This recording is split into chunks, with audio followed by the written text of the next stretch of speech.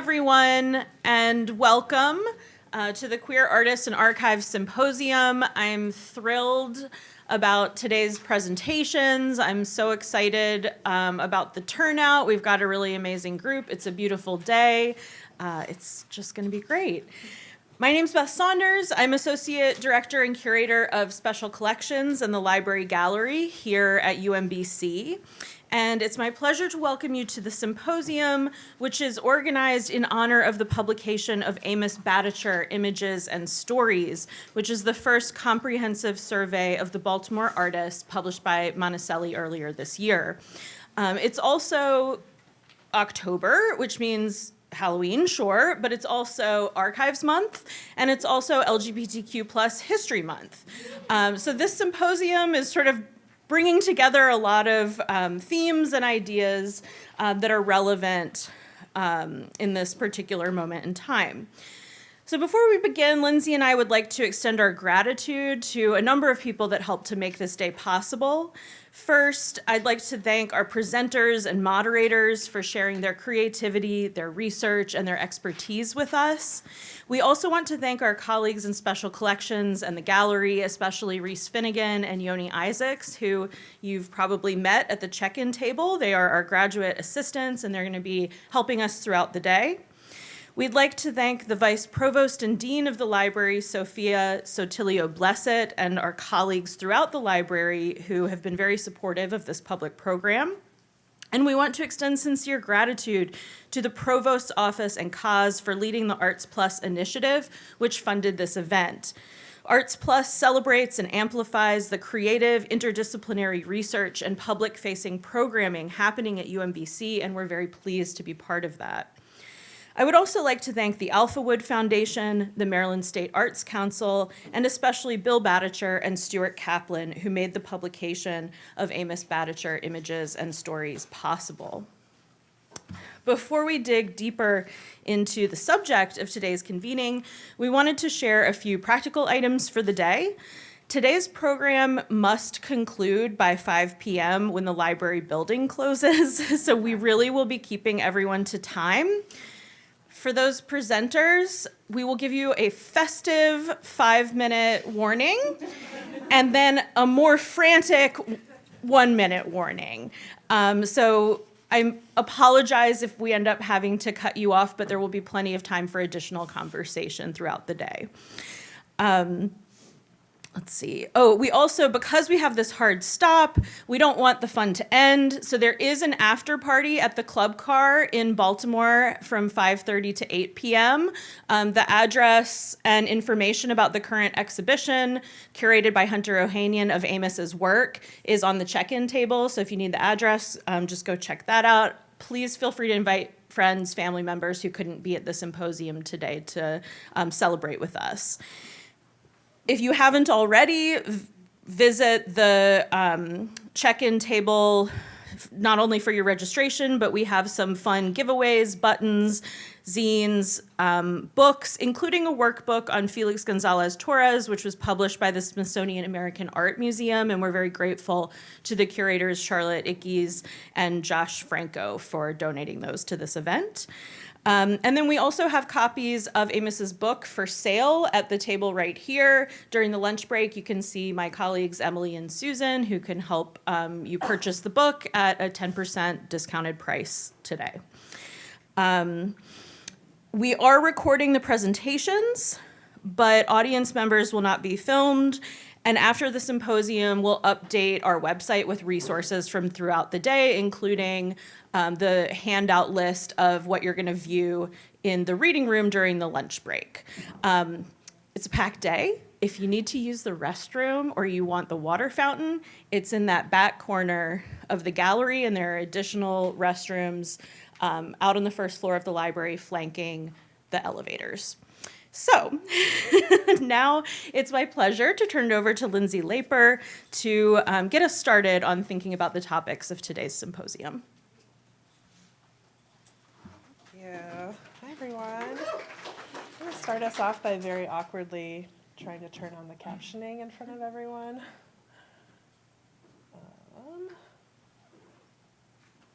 Okay. Great. So I'm going to start us off by kind of grounding us in archives as we start our day, thinking about artists and archives. Our professional association, the Society of American Archivists, acknowledges that the central term to the field of archives is also the most fraught.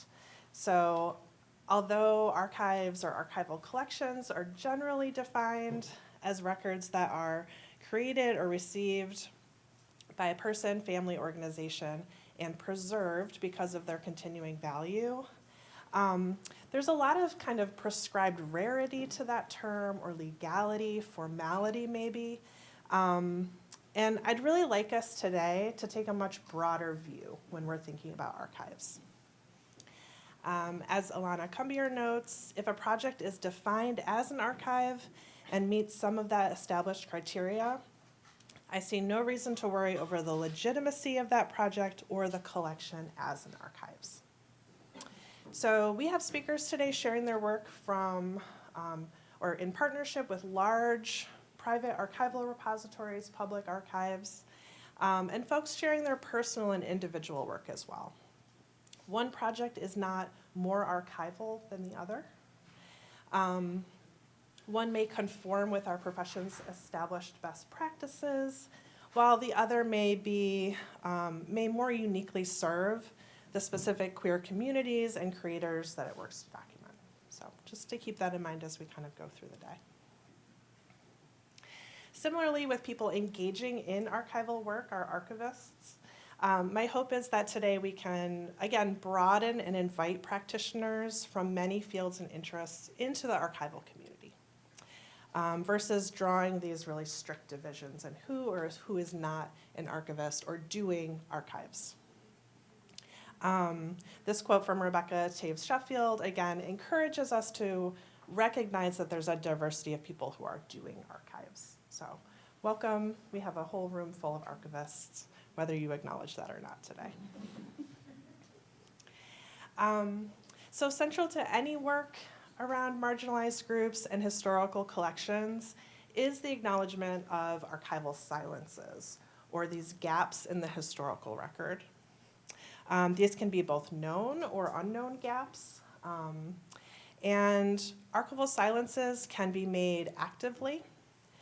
For example, when records and documentation of marginal groups are actively denied entry into collections. They can also be the result of passive or uninformed decision-making by archivists from a lack of understanding, certain constraints, or other demands. But I really love how Rodney Carter here always says, silence implies voice. So thinking about that. So how do we fill these archival silences that we know exist in our collections and in the institutions that we're working with? Returning to Alana Cumbier, she notes that in response to these absences or erasure of LGBTQ subjects and experiences from the dominant historical record, queer studies scholars have sought to create a historical record of their own. She's speaking here specifically about queer studies scholars, but this work is also done in community groups, volunteer organizations, in archives, and by artists. I do want to note that the curators, archivists, librarians, and scholars here at UMBC are working in these spaces. It's also widely represented in the work that many of our speakers, that you'll hear about from our speakers today, and also many of our other attendees as well. And finally, for the archivists in the room, I was gonna go into documentation strategy, but I really restrained myself. But I did want to include this quote from Helen Samuels. Her 1986 article, Who Controls the Past, is really a seminal work on this sort of thinking.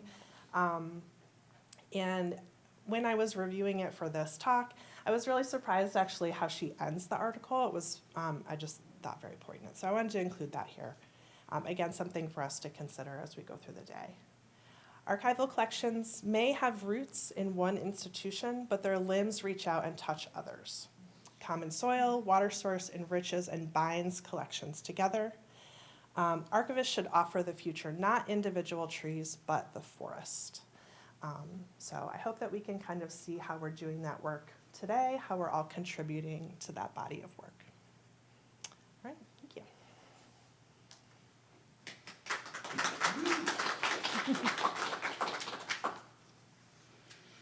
So today we're going to explore themes and ideas generated by Amos's work and its legacy, many of which connect to concepts in the archives field that Lindsay just outlined. Spanning the pre-Stonewall era through the height of the AIDS epidemic and beyond, the thousands of photographs that Amos Baticher created comprise a deeply personal archive that also sheds light on LGBTQ plus history within Baltimore. In the past 20 years, as Amos's body of work became steadily better known, it passed from his hands into institutional collections, joining larger archival collections and taking on new meanings as it has been viewed, described, exhibited, and interpreted by artists, scholars, curators, and the public. I first learned about Amos's work through two books, a small little publication from St. Martin's Press published in 1998, and the 1999 catalog of an exhibition that he had at Duke University, which, being from North Carolina, shocked me that Duke had that exhibition in 1999, but I was so excited to hear about it, and I was immediately struck by the photographs. They were stark, they were matter of fact, they were playful, they were erotic. And to me, who had like sort of newly come to Baltimore, they just felt so kind of boldly, authentically Baltimore. So I ended up seeking Amos out and was connected to him through the art historian Jonathan Katz. And I'm showing some images here from the exhibition that we did in 2023. So I'm telling you a little bit of the history of that. So I sought Amos out. Jonathan was very kind to introduce me to Amos, and through that, I became connected to Amos's world. And Amos's world was a really lovely and generous one. It includes his former partner, Bill Baticher, who's here with us today, as well as Hunter Ohanian, who will also speak about his work with Amos. I was really just surprised at how little his work was known in Baltimore. He was, making photographs for so long. How is it possible that more people didn't know about him? So for those of you who are unfamiliar with his work, I'm going to provide a little history and some context, and then hopefully you'll join us in the reading room where you can view some of his prints, and then if you can make it to the club car later, you'll see an exhibition of the work. So we were able to produce an exhibition of Amos's photographs in 2023, and you're seeing a couple of installation shots. Here's another. And then this is that sort of group of generous, lovely people, including Rick Wilson, Mistress Q, who some of you probably know, who is one of Amos's models. But I'm going to take us to Amos's house now. So getting to know Amos, I spoke with him over the phone. He liked to talk on the phone. And I was able to visit him and see his work in the context of his home. Amos's work you could think of as a sort of autoethnography. He, started making photographs in the 1960s, and I'll sort of trace that, but he continued to work with them and he lived with them throughout his life. So on the left, Bill, I snuck this picture the first time I visited because I just love, this like great tableau that Amos had set up of the little lace G-string or whatever next to the column that you see or a replica, a later edition column, like you see in so many of his pictures. And then at the right, his bed, which was sort of surrounded by these beautiful young men. So Amos began making photographs in the 1960s. He was born in 1936 and he grew up in Towson, Maryland. He started making Polaroid photographs of male sex workers and hitchhikers in the basement of his mother's house. And so these are obviously privately posed for his personal ownership. These were never intended to be public images, but out of these personal snapshots grew a much more serious interest in photography. And so by the mid-1970s, you see Amos arriving at his very signature style of these stark black and white portraits, typically photographed in natural light. And so the men that Amos was meeting to photograph sort of expanded out to include a much wider community of people that he was meeting out in nightclubs and bars. So Amos found some of his earliest models among the city's meat racks. These are places where gay men cruised for sexual partners, like Patterson Park and Mount Vernon.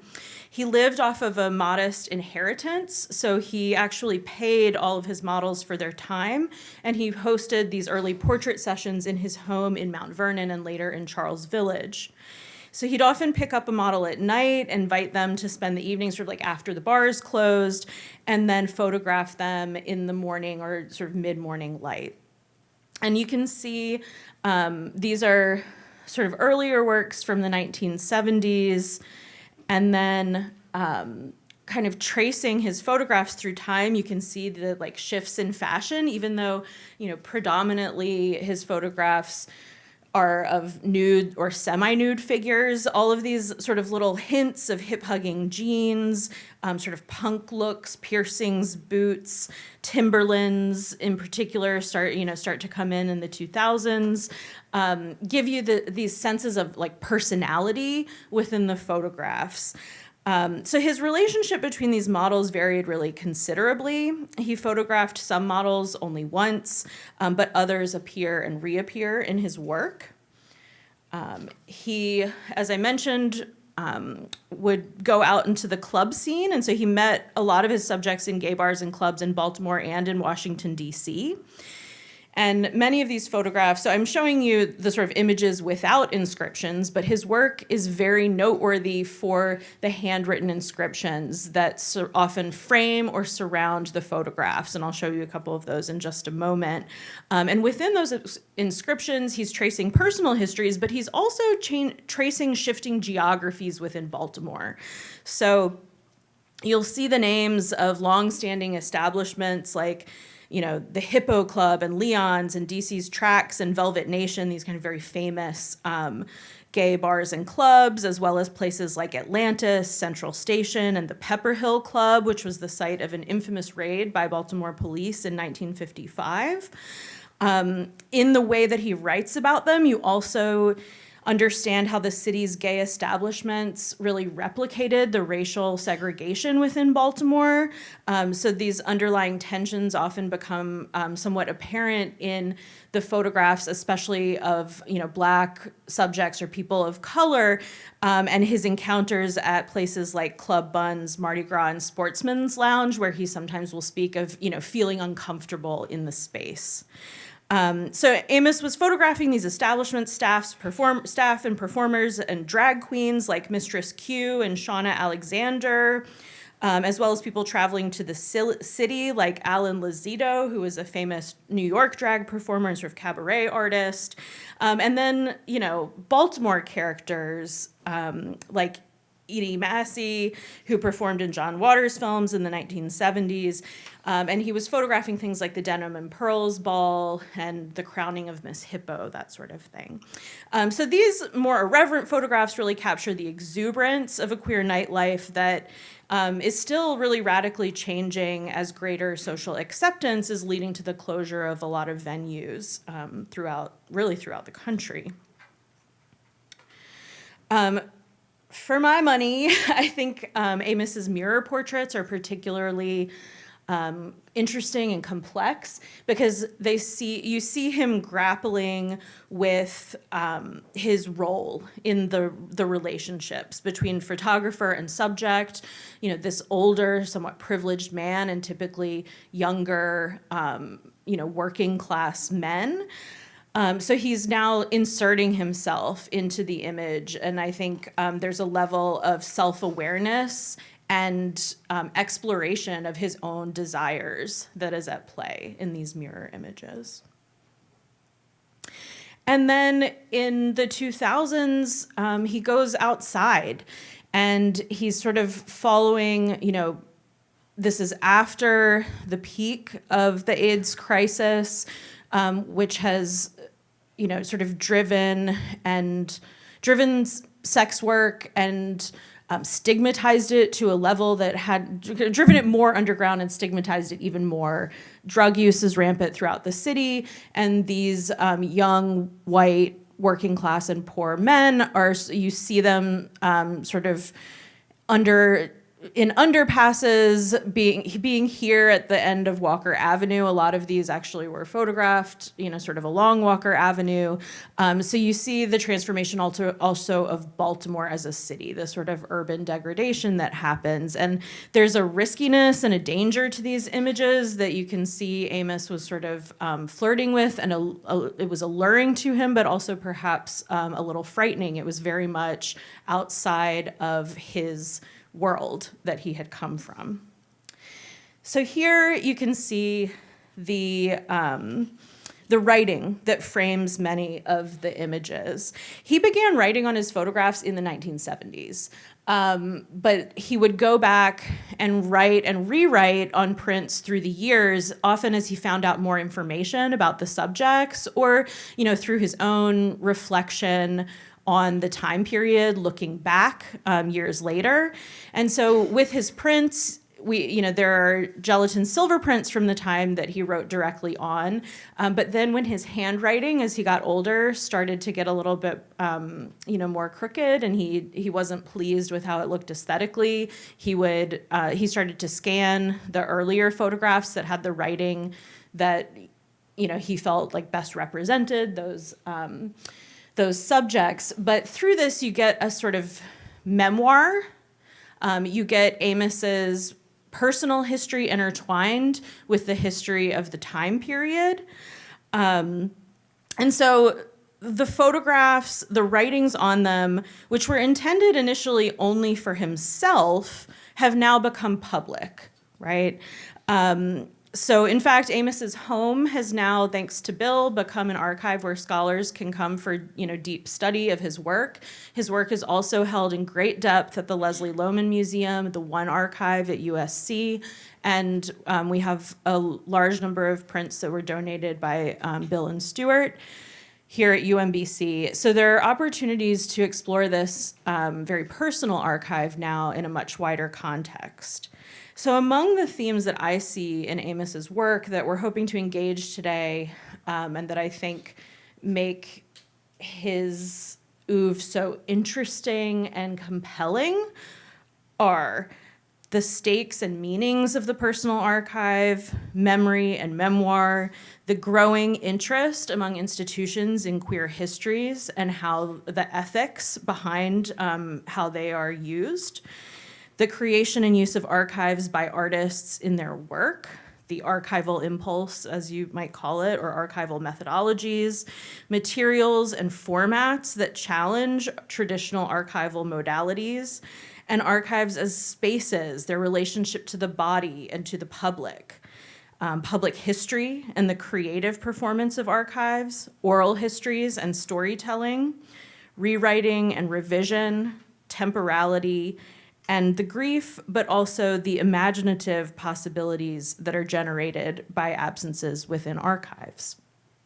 So let all of those ideas sort of marinate and swirl as we begin our conversation. Each of our sessions will be moderated. We will introduce the speakers before, and we'll just ask you to hold your Q&As for the moderated portion of the session. Do you want to introduce our first? Great. Is this?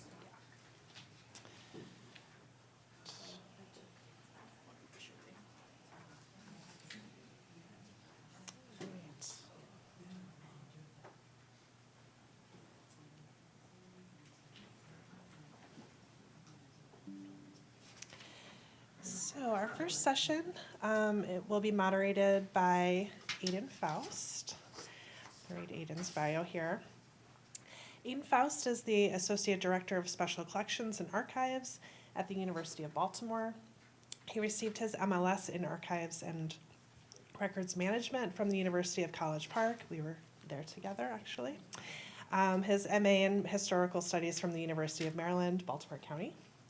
Aiden's most recent writing appears in Trans and Gender Diverse Voices in Libraries from Litwin Books. And our first speaker will be Hunter Ohanian. Hunter Ohanian is the founding director of the Leslie Lohman Museum of Gay and Lesbian Art. Additionally, he was the head of the Stonewall National Museum and Library and the College Art Association. In spring 2025, Faden published Amos Badacher, Images and Stories, which he co-edited with Beth Saunders and Jonathan D. Katz. He also organized an exhibition of Badacher's works, which is currently on view at the Gay Queer Space here in Baltimore, the Club Car, where we can all meet later this evening. He has also recently curated an exhibition of works by Dan Kane at the South Dakota Art Museum, as well as 2 exhibitions on homoerotic inspirations from Renaissance paintings and contemporary queer art. A frequent consultant to the Tom of Finland Foundation, he is presently working on a new book project featuring American queer artist Harry Bush. So let me get this set up for you. There's going to be a lot of awkward slideshow stuff today. There you go. Thank you, Hunter. Good morning, everyone. Nice to see you all. Thank you, Stuart. It's nice to see all of you, and I want to say thank you to all my friends here at UMBC because you really have been so supportive of this project and of queer studies, and so I think this is really important. Down, right? Okay.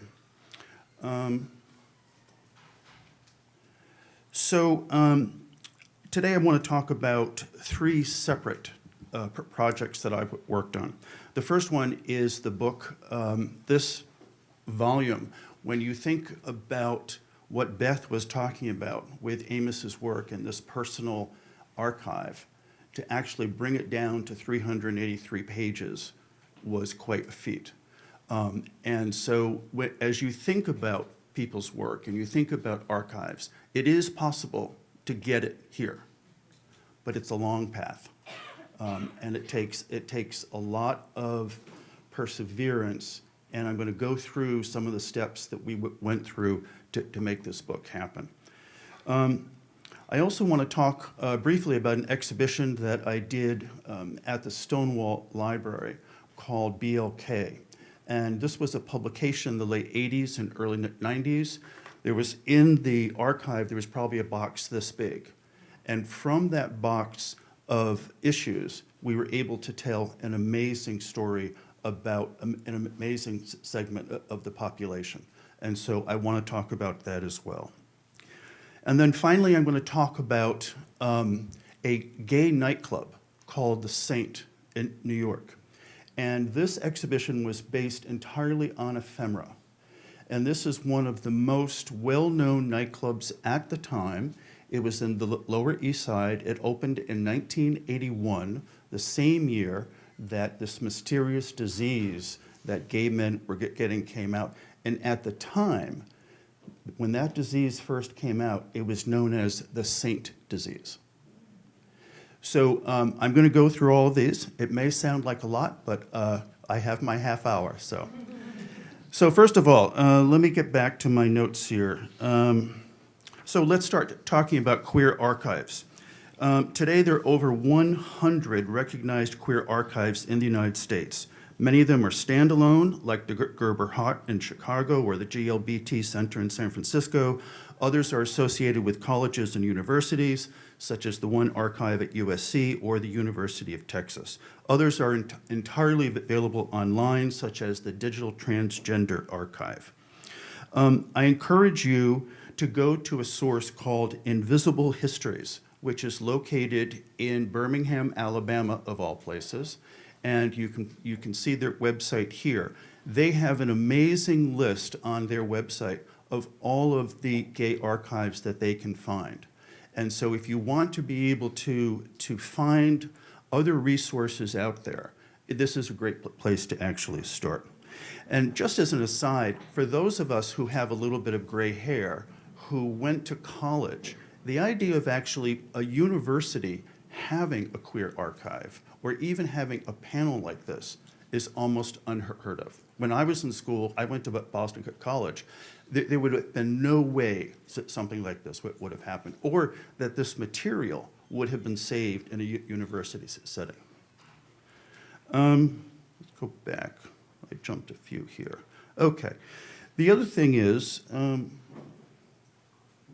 other thing I want to mention, this is very trigger happy here.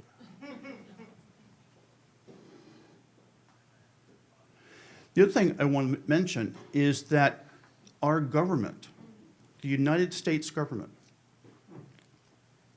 has one of the largest queer archives. The Smithsonian has an amazing queer archive of things that have been collected. The government has changed in the last 9 months, as we all know, and we only hope they don't find out that this exists. It is astonishing that this country still preserves all this. Again, it's an amazing resource for you. So this is the inside of the Stonewall Library. One of the things to remember about archives that I think many people don't necessarily know is that usually, particularly the smaller ones, they don't have big budgets. And because the work was considered shunned and it was discarded, there generally is not an acquisition budget for a lot of the small archives. And most of their collection are what people brought to them.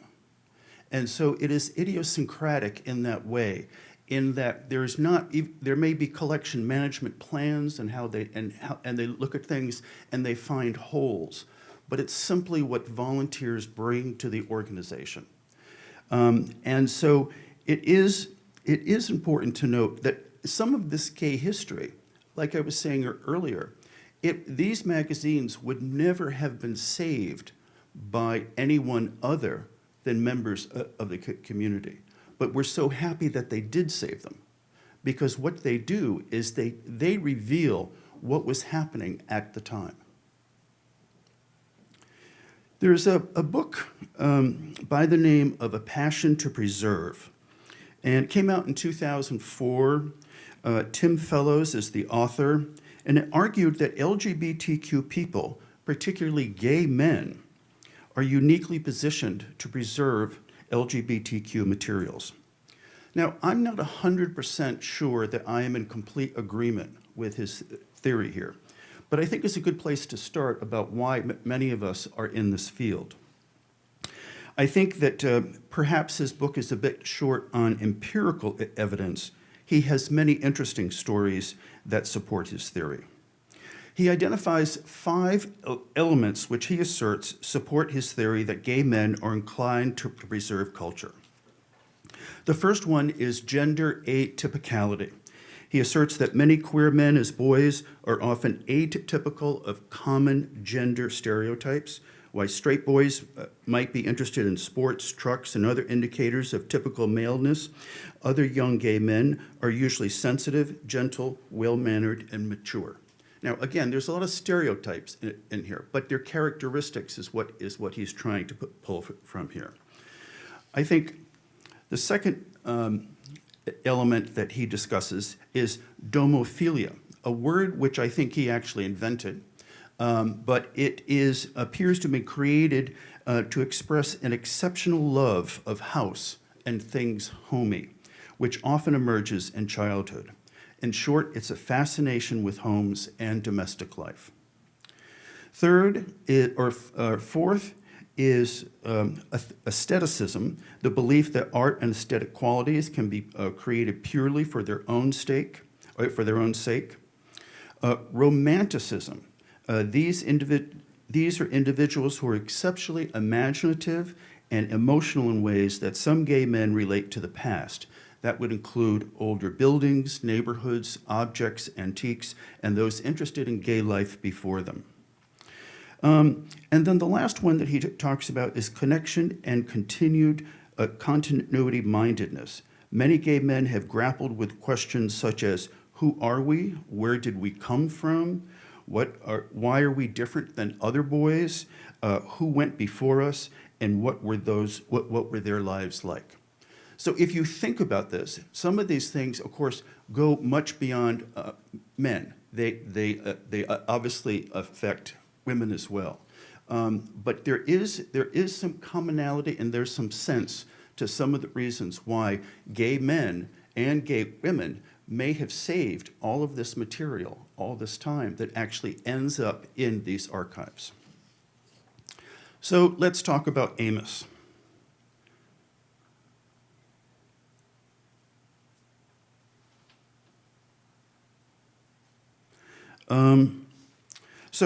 Here we see him in 1975 at age 36. As Beth said, he was born in 36. He died in 2023. He was from Townsend. And aside from attending Union College in Schenectady, he spent his entire life here in Baltimore. His degree was in literature. While he taught a few years at prep school here in Baltimore, he was able to spend most of his life as an artist. Amos readily admitted that he went out to the bars every single night that he could. He drank heavily, and by the time he was 70, he actually stopped drinking.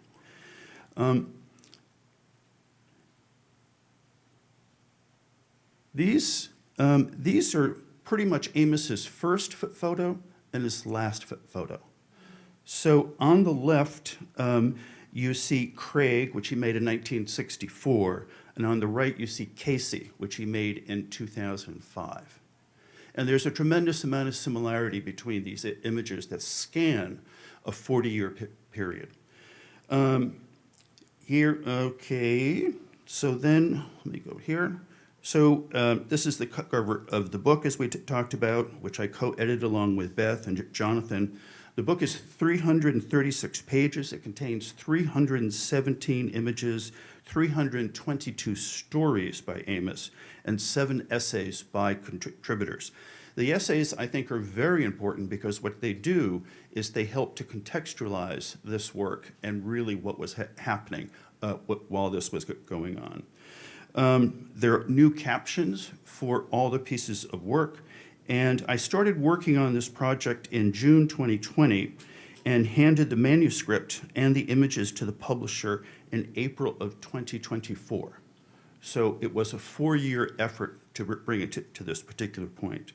Additional pre-production preparation was done from August 2024 until January 2025, and the printed copy ended up in our hands in May of this year.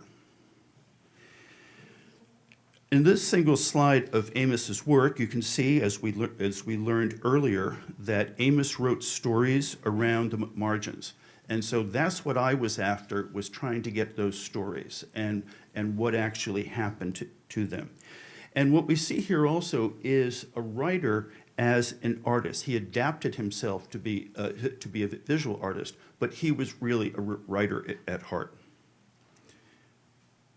From 2012 to 2016, I was the director at the Leslie Lohman Museum. During that time, Amos and Bill would come to New York and donate a box of 8x10 photographs for the museum's collection. He had started donating prints to the museum in 2010. Today, the museum has 3,000 unique prints in its collection, and most of them feature one-of-a-kind writing. In my role as museum director, I provided him also with funds to work with another artist to make original digital files of his images as well. Sometime in 2016, Amos began to donate the pieces to the One Archive at USC, and then after his death, as Beth mentioned, he donated works here as well. So with the idea of pulling together the book, I had the writings that I had to deal with, and I had 3 forms of the writings. In the spring of 2020, Amos and his son sent me a OneDrive file of all of the digital images and stories that they had saved on their home computer. There were over 10,000 files, organized by those that were donated to Leslie Lohman, the One Archive, and then there were all the stories that were kept separately as well. For about 10 years, Amos rewrote the stories that he had written on the prints. From left to right here, you see the first for this particular model, you see the first story that he wrote, then he edited the story in the handwritten version, and then there was a final typed version of the story. And then there was a later version that came after that. Not in every case is what you will actually see in the book. There will be similarities, but there were places in which the same name was used, or there was misinformation between those, and so he and I worked those differences out. With the 10,000 files, my next job was to figure out what to do with them. So what you're looking at here is my screenshot of creating a file for every single model, and every image for that model, and the writings, and the release all went into that file. It was simply the only way that I could keep track of what was actually happening. And many of the images, they actually looked the same to me. So I would have to have him tell me, you know, is this Todd or is this Todd? Because you wrote, they're two different people, and they both say Todd on the back. And so I need to understand who these people actually were. So this took about a year to put this together. So of course I went, and here you see Amos in the living room of his house, and you can see all the papers scattered around. And so that's he and I doing research on the stories and the images and the facts. And as Beth mentioned, he was speaking to other individuals at the time who would tell him what happened to an individual. So as you go through the images, you might see something that said it was taken in 1975, but the story will say the person died of AIDS in 1993. And so that explains how those stories actually came to that particular point, because he found that out, or somebody had died of a drug overdose. And on the right here, you see the very first copy of the first draft that he and I started working on. Of course, we couldn't do anything without getting model releases, and there was one point that Amos totally forgot he got model releases. And Bill will remember this. He got mad at the two of us and said, "There's not a single release out there." And Bill walked in the room and said, "Well, what about all of these?" He said, "Oh yeah, I guess I did those." But going back to 1975, he was getting model releases. They're more sophisticated later on than they were him. Some of them are very charming. You know, it says, you know, I got paid $25 plus a nice Chinese dinner and a cup of green tea. You know, and so it was very informal. And we also had to borrow images. So, for example, we knew these images existed, but the one on the left is from the one archive, and the one on the right is from Leslie Lohman. We did not have any copies of those, other than just small files that we were not able to use in the book. We spent about a year trying to market the book, and I think I talked to about maybe 15 different publishers. Some people wanted to do it, but they just simply didn't have it in their budget or in their program for the year. But we were fortunate that Phaidon, through Monticelli Press, were able to go forward with the book. The book cost $150,000. Phaidon put up $75,000 for the book, and we collectively had to put up another set. We had to go out and raise an additional $75,000 for the book. And so the State of Maryland's Arts Council contributed, the Alphawood Foundation contributed, and the family contributed for us to be able to raise the money to make the book happen. So just as you think about a project like this, it takes a lot of time, it takes a lot of resources in order to make something happen. As I mentioned, we had to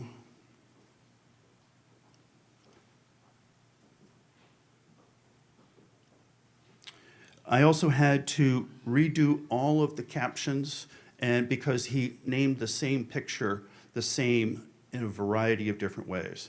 The thing to remember too is that he thought of these as unique objects. So he looked at a print that he made, and then he wrote on it, and he thought that was it.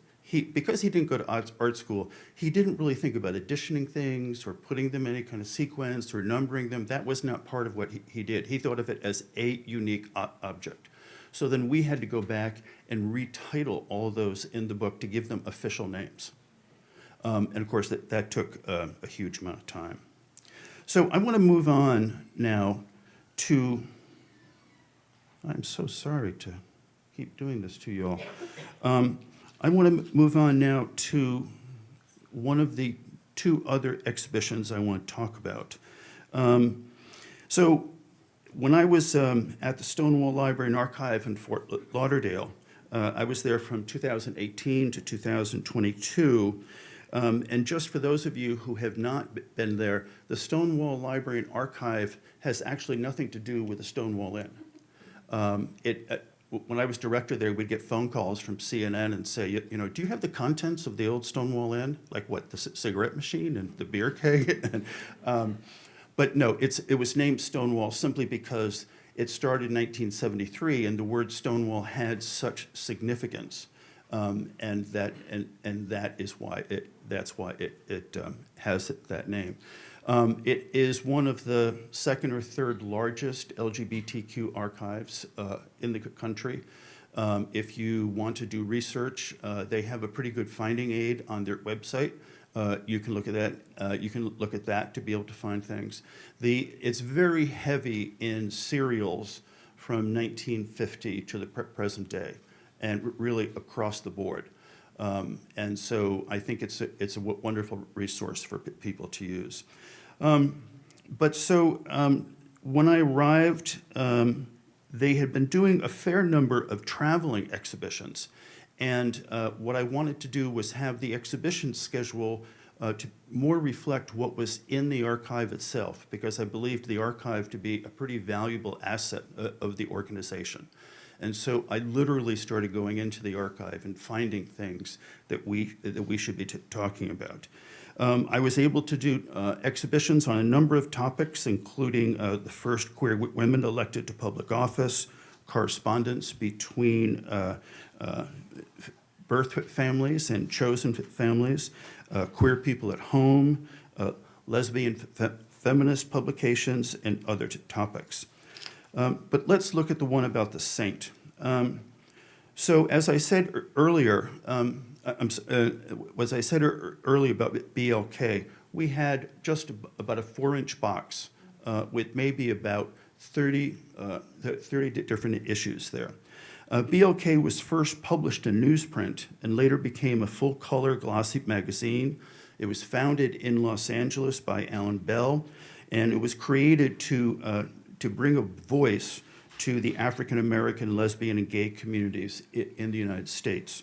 Our exhibition was on view from July to August 2020.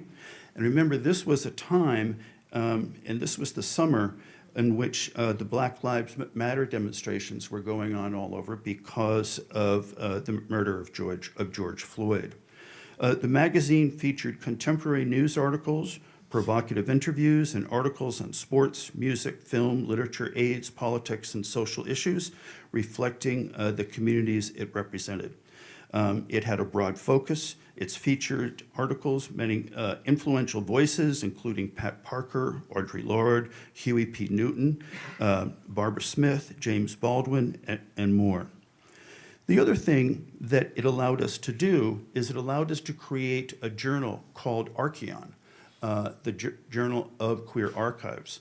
And we put that together. I put that together with my colleague, Andy here, and Andy Johnson. And so what it was an opportunity for us to do two things. It came out quarterly, and it allowed us to bring the exhibition to people who weren't in Fort Lauderdale. And then it also allowed us to give other voices an opportunity to talk about the exhibition and the subject matter in response to the exhibition. So that the loop was not completely closed. We tried to keep it as open as we could. And so there are copies of this still available. If you email either of us, we can get you PDFs of those. And by the way, if anybody wants to email me and ask me questions, just come up to me at the end and I'll be happy to give you my email address. So back to BLK. This is the cover with James Baldwin. This was in August 1989. And we had the opportunity to learn about him and his view on his sexual orientation. Despite his candid treatment of his own sexual orientation, both in his writings and personal life, Baldwin abhorred such labels as homosexual. I love men, but I am not a homosexual. And gay, I never understood what was meant by that.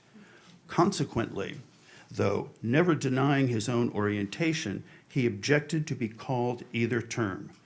Being a faggot was no different than being called the N-word. In both instances, someone made you other, a thing devoid of human dignity. I was not born to be what someone else said I was. So we were able to get that concept on the wall and to the viewer simply by just using the statement from this one publication. Another example was this cover. This was just after the first Gulf War in 1984.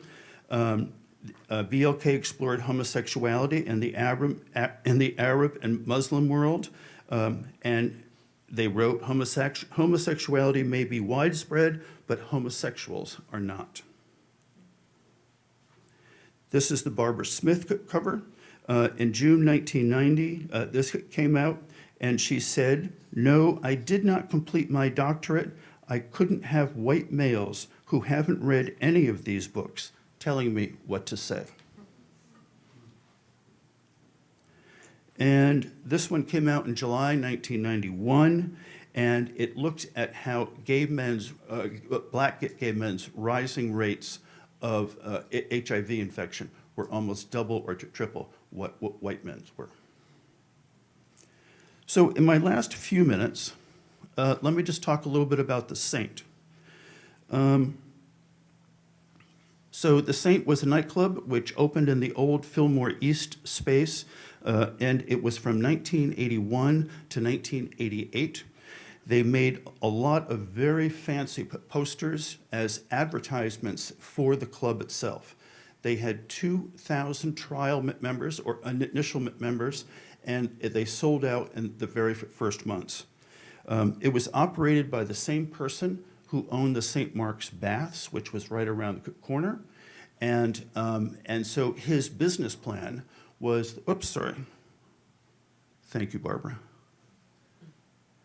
The St. Mark's Baths, and his business plan was that he could keep people at the disco at night, and then they would go to the bathhouse after that. The three principal parts of what he wanted for the club was oh man. Lindsay, I may need you to bring me back to. It is. If you want to use these. it Okay, might just go use those. forward a little Okay. bit better, yeah. Thank you. He wanted great music, he wanted great lights, and he wanted to be a sexually supportive place. And that in part may have what led to the fact that so many people ended up getting infected with HIV at the time, and the belief by others. Even the writer Andrew Halloran said that he believed it was called the Saint disease at the time. There are very few photographs of the inside and what was going on. Of course, at that time, we did not have cell phones, and photographs were not allowed. Their entertainment program was quite ambitious. Gloria Gaynor was there, along with many others. This Halloween poster, if you look at the print kind of close here, you can see that Betty Buckley, who had just started in CAHSS, in the original Broadway production of CAHSS, was performing there. Mapplethorpe did a number of posters for them as well. Again, absolutely beautiful pieces. Finally, and the image on the left here is by the gay artist Rex, some of you may know. And by 1983, they were already doing fundraisers for AIDS organizations. And so this was for GMHC. The other ephemera, which is available, are things like membership cards and party invitations. And so these all gave a flavor. All of this ephemera gave a flavor as to what this place was like and the role that it played in gay history at the time. And this one, I think, is really, this is the last party. It was 1988. And note that the party actually lasted 2 days. So really what they did, the parties would go on for several days. And so when it got to be about 3 or 4 o'clock in the morning, people would fall asleep. Maybe some people would go to work. They would come back later in the afternoon. And it would be an entire love fest. So I've already gotten the flag, and so, but so thank you for letting me present. I know this is a lot of information here, but thank you. And again, please feel free. I'll be here all day long, so please feel free to come up and ask me whatever you want. Thank you.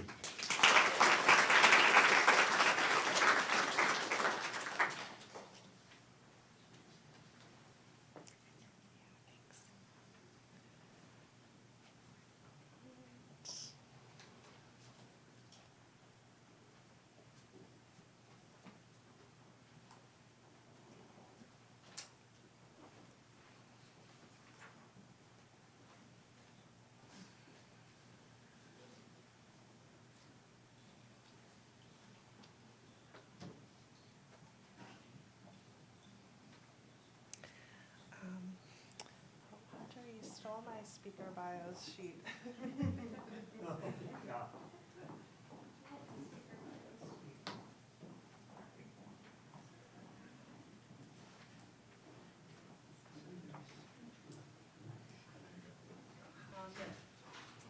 Oh, what's going on? Uh-oh.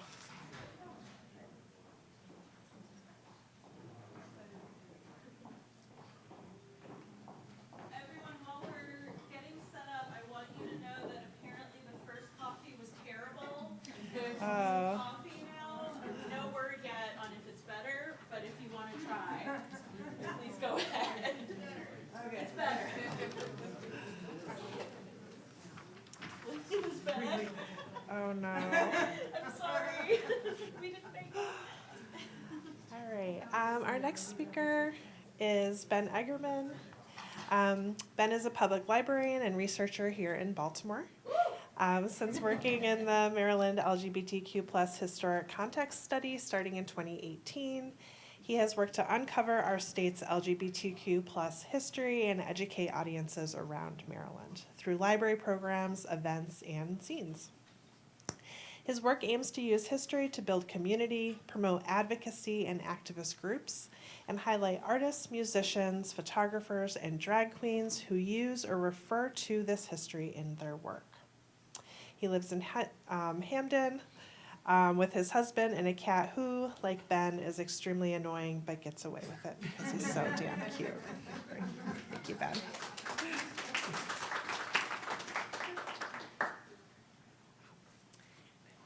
It is easier to advance your slides if you do these two, yeah. I can plug this in, which hopefully will make life a lot easier for everyone.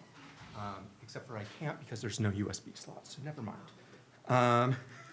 Okay. All right, everyone. Thank you all for being here. My name is Ben Egerman. I am a librarian at the Central Enoch Pratt Free Library. And I want to tell you a little bit about the work that I do and how I sort of grew it out of the library. So to start with, very gingerly do this. So I'm going to be referring to work that I did based on research for the LGBTQ History Initiative with Preservation Maryland. This is when I was in my Master's of Library Science program at College Park. Needed to do an internship, found out that someone was doing this and reached out, and I said, this is actually exactly the type of thing that I would be really into, and please, please, please, let me do this, which they did. So it resulted in this document, the Maryland LGBTQ plus historic context study. You can look that up online. It is freely available on Preservation Maryland's website. Now, in order to do this, I was given the task of like find a few sites that we could identify to like nominate for like National Register, stuff like that. I went a little overboard. Because I wound up with about 300 to 400 sites. I actually wound up with more than 400, but we had to pare it down because a bunch of them had been torn down. And a lot of stories.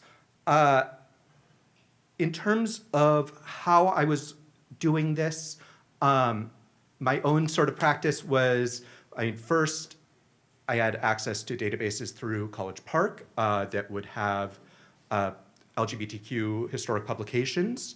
Looking through those for references to Maryland or Baltimore, as well as local publications like Gay Paper and The Alternative. I did good old-fashioned newspaper searches on historic newspapers, databases of The Sun, The Afro, and any number of other papers. And my own sort of archival practice, which was whenever I was traveling, so I had a friend got married in Philadelphia, stayed an extra day to go to the, what is it called? The William something archives, William Way Archives in Philadelphia, which is their LGBTQ archive.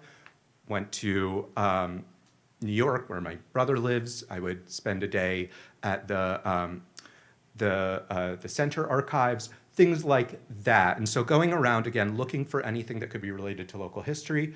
And I found a lot. Now, at the same time, I was approached by one of my colleagues at the library saying, hey, I've been doing some research of my own, and I've wanted to put together a program that we can talk to the public about this stuff. And she was doing it with two gentlemen who lead walking tours of Mount Vernon, Richard and Lewis. And we turned that into a 1 hour long library program. Now that program has grown pretty significantly. It's been conducted now like 50 some odd times. It grew from being a 4-person thing into just me, but this has also allowed me to sort of with my own work to continue that research, because really what I'm describing with that historic context study is a survey. It's not deep research, right? It was just the signpost so that someone else can come and say, what is this story, right? Tell me a little more about this. Let's look into it. That someone sometimes was also me, but like, you know. What kind of stories were in here? Let's see, is this the right thing?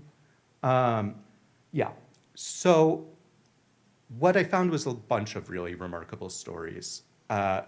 One of my absolute favorites is about a place called the Gold Key Club. In the 1960s, during the height of the Lavender Scare, when you have all this repression going on, I started noticing something. Well, first I noticed that in a lot of the gay travel guides, there was a weird entry for a small town in southern Maryland. And then I noted that in DC, the Rainbow History Project did a bunch of oral histories with people who were old-time drag queens from DC, and they all kept on saying things like, well, in DC, if you wanted to do a drag show, that was a great way of getting your bar shut down. You know, no one would allow drag. No one would allow anyone who, you know, was a drag queen, which at that time included people we would now consider trans women. You could not get into clubs. It was an invitation to physical danger, and then it would all end with the only exception was the Gold Key Club in North Beach, Maryland. And it's this really remarkable story, as I looked into it, of this town where effectively the local tourist economy had crashed, and there's a lot of reasons for that, but they were desperately in need of people coming in, and they basically said, we don't really care And so it became this interesting story of effectively queer people, primarily gay men, but queer people from DC and Baltimore who were feeling that in order to get away from the like homophobic repression of their cities, they had to travel to the relatively tolerant, open, rural Southern Maryland. Well, when I did this, a talk me and my colleague did at the Maryland Library Association conference a few years ago, someone came up to me and said, I read your report. I learned about this. The Calvert County Library System, I looked where this person worked. We looked into it, and our newest branch, the Twin Beaches branch, is built on the same lot. Can you come and talk a little bit about it? I said, yes, yeah, yes, I can do that. And we went, and we had set it up with them fairly well, where they reached out to both local LGBT groups, who brought a lot of especially younger folks, and the local historical society, which happened to be run by a lesbian who was like, as soon as someone said Gold Key Club, was like, oh my God, you guys are finally onto this. And she brought a number of people who she knew who had grown up in North Beach when the club was still in operation. And so after this, they shared their stories of, primarily were stories of young girls asking why they couldn't have nice clothes like the pretty ladies at the Gold Key Club.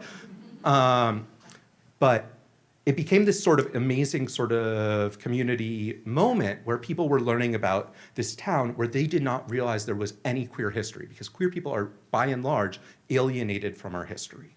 And that sort of impressed upon me that there was something special that you can do, that like you can create these spaces where people can learn about the history of their own, communities in ways that empower them. Now, at the same time, there were some limitations that we started to reach. Now, the first was just straight up logistics of getting 4 people. We were doing this across the state. It's a lot of travel, a lot of like scheduling. It was a lot of work. This is why it went from being a 4-person thing down to just me.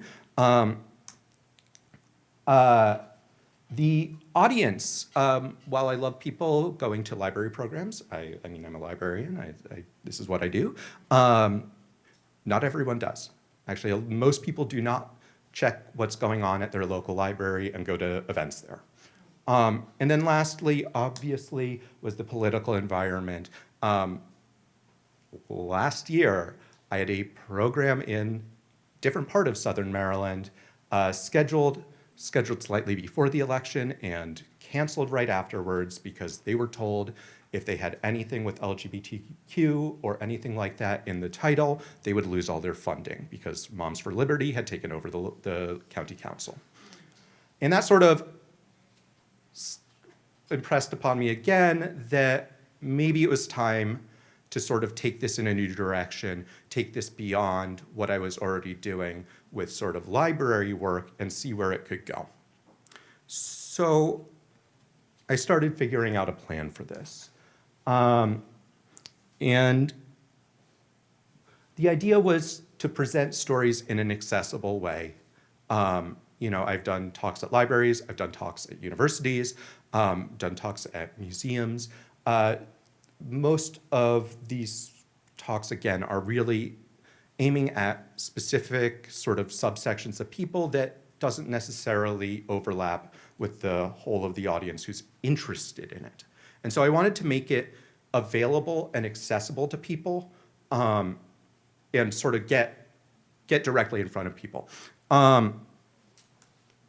I also wanted to be able to be a little more political about it and sort of have each of these talks have some, be able to explicitly talk about the sort of political content of it and the political messages we can take from the past and hopefully apply them to our community in the present. Also, I just find this history really funny. Especially I focus a lot on 19th century stuff where every crime is the most terrible crime ever committed and the most fantastic story ever told, and everything is just super melodramatic and over the top, and that's actually really fun. And sort of bringing the camp to it, bringing the humor to it, and again, making this less of just a lecture and more entertainment and also something that people can enjoy. Obviously, I wanted it in a community space. Again, I wanted this not only because I wanted it to be a place where people could come to and be familiar with, but also because I wanted this to support community spaces. Queer bars are in need of that support, and so that was exactly what I wanted to do. And let's see, and I wanted to support local organizations and activists with it. I'll also say, this is like basically a sheet of paper I have somewhere in my home, like scrawled out, like, what do I want to do? And like, as I was doing this, I went to Club Car, which you're gonna hear a lot about, I guess. And one of the people who runs it reached out, was like, hey, you should do your thing here. Like, and I was like, I've actually been thinking about that. Let's see here. And again, yeah, engage with those audiences who don't usually come out to library programs. I will say I have been very successful in getting people to come to library programs who maybe wouldn't otherwise. However, that is a very uphill battle, and it's just not going to touch everyone. So let's see. What? Yeah, and really to make it fun. Make it something that people want to go out to that's like a fun event. It's like, oh man, we're going to the history night. It's going to be so much fun. And the question was how to do that. And part of that, how? Part of that was I had this idea of, so creating this Instagram, creating a series of 6 zines. I was very specific. I was like, I don't want this to be an open-ended thing. I want this to be a specific number that I can commit to and see where this goes, because I don't want to sort of question when I finish this project. I want to know when it's finished and then maybe move on to something else and or maybe repeat some of it, but not just this is a sort of project without boundaries. And then these history nights. And one of the things with the history nights was to include, I call them special guests, but really it's artists, musicians, drag queens, and highlight the connections that exist between sort of the history and the history work that I've done and that a lot of people here have done, and then sort of the people who take that history and do sort of artistic things with it, and do exciting things with it. Let's talk about these zines, though. I'm not going to talk about the Instagram account. You can check it out if you want. For the zines, I think that's the next slide. Yes. So these were effectively designed. You might have one of these. They printed out the most recent one on the pansy craze. Most of these are just sort of half-page things. I happen to work at a place where anyone in Maryland can get 20 pages printed for free every single day when you work there 5 days a week. It makes it very easy to print large quantities of things for free, which meant that I was able to basically have zero overhead. That my full expenses for these have been the like cover stock for the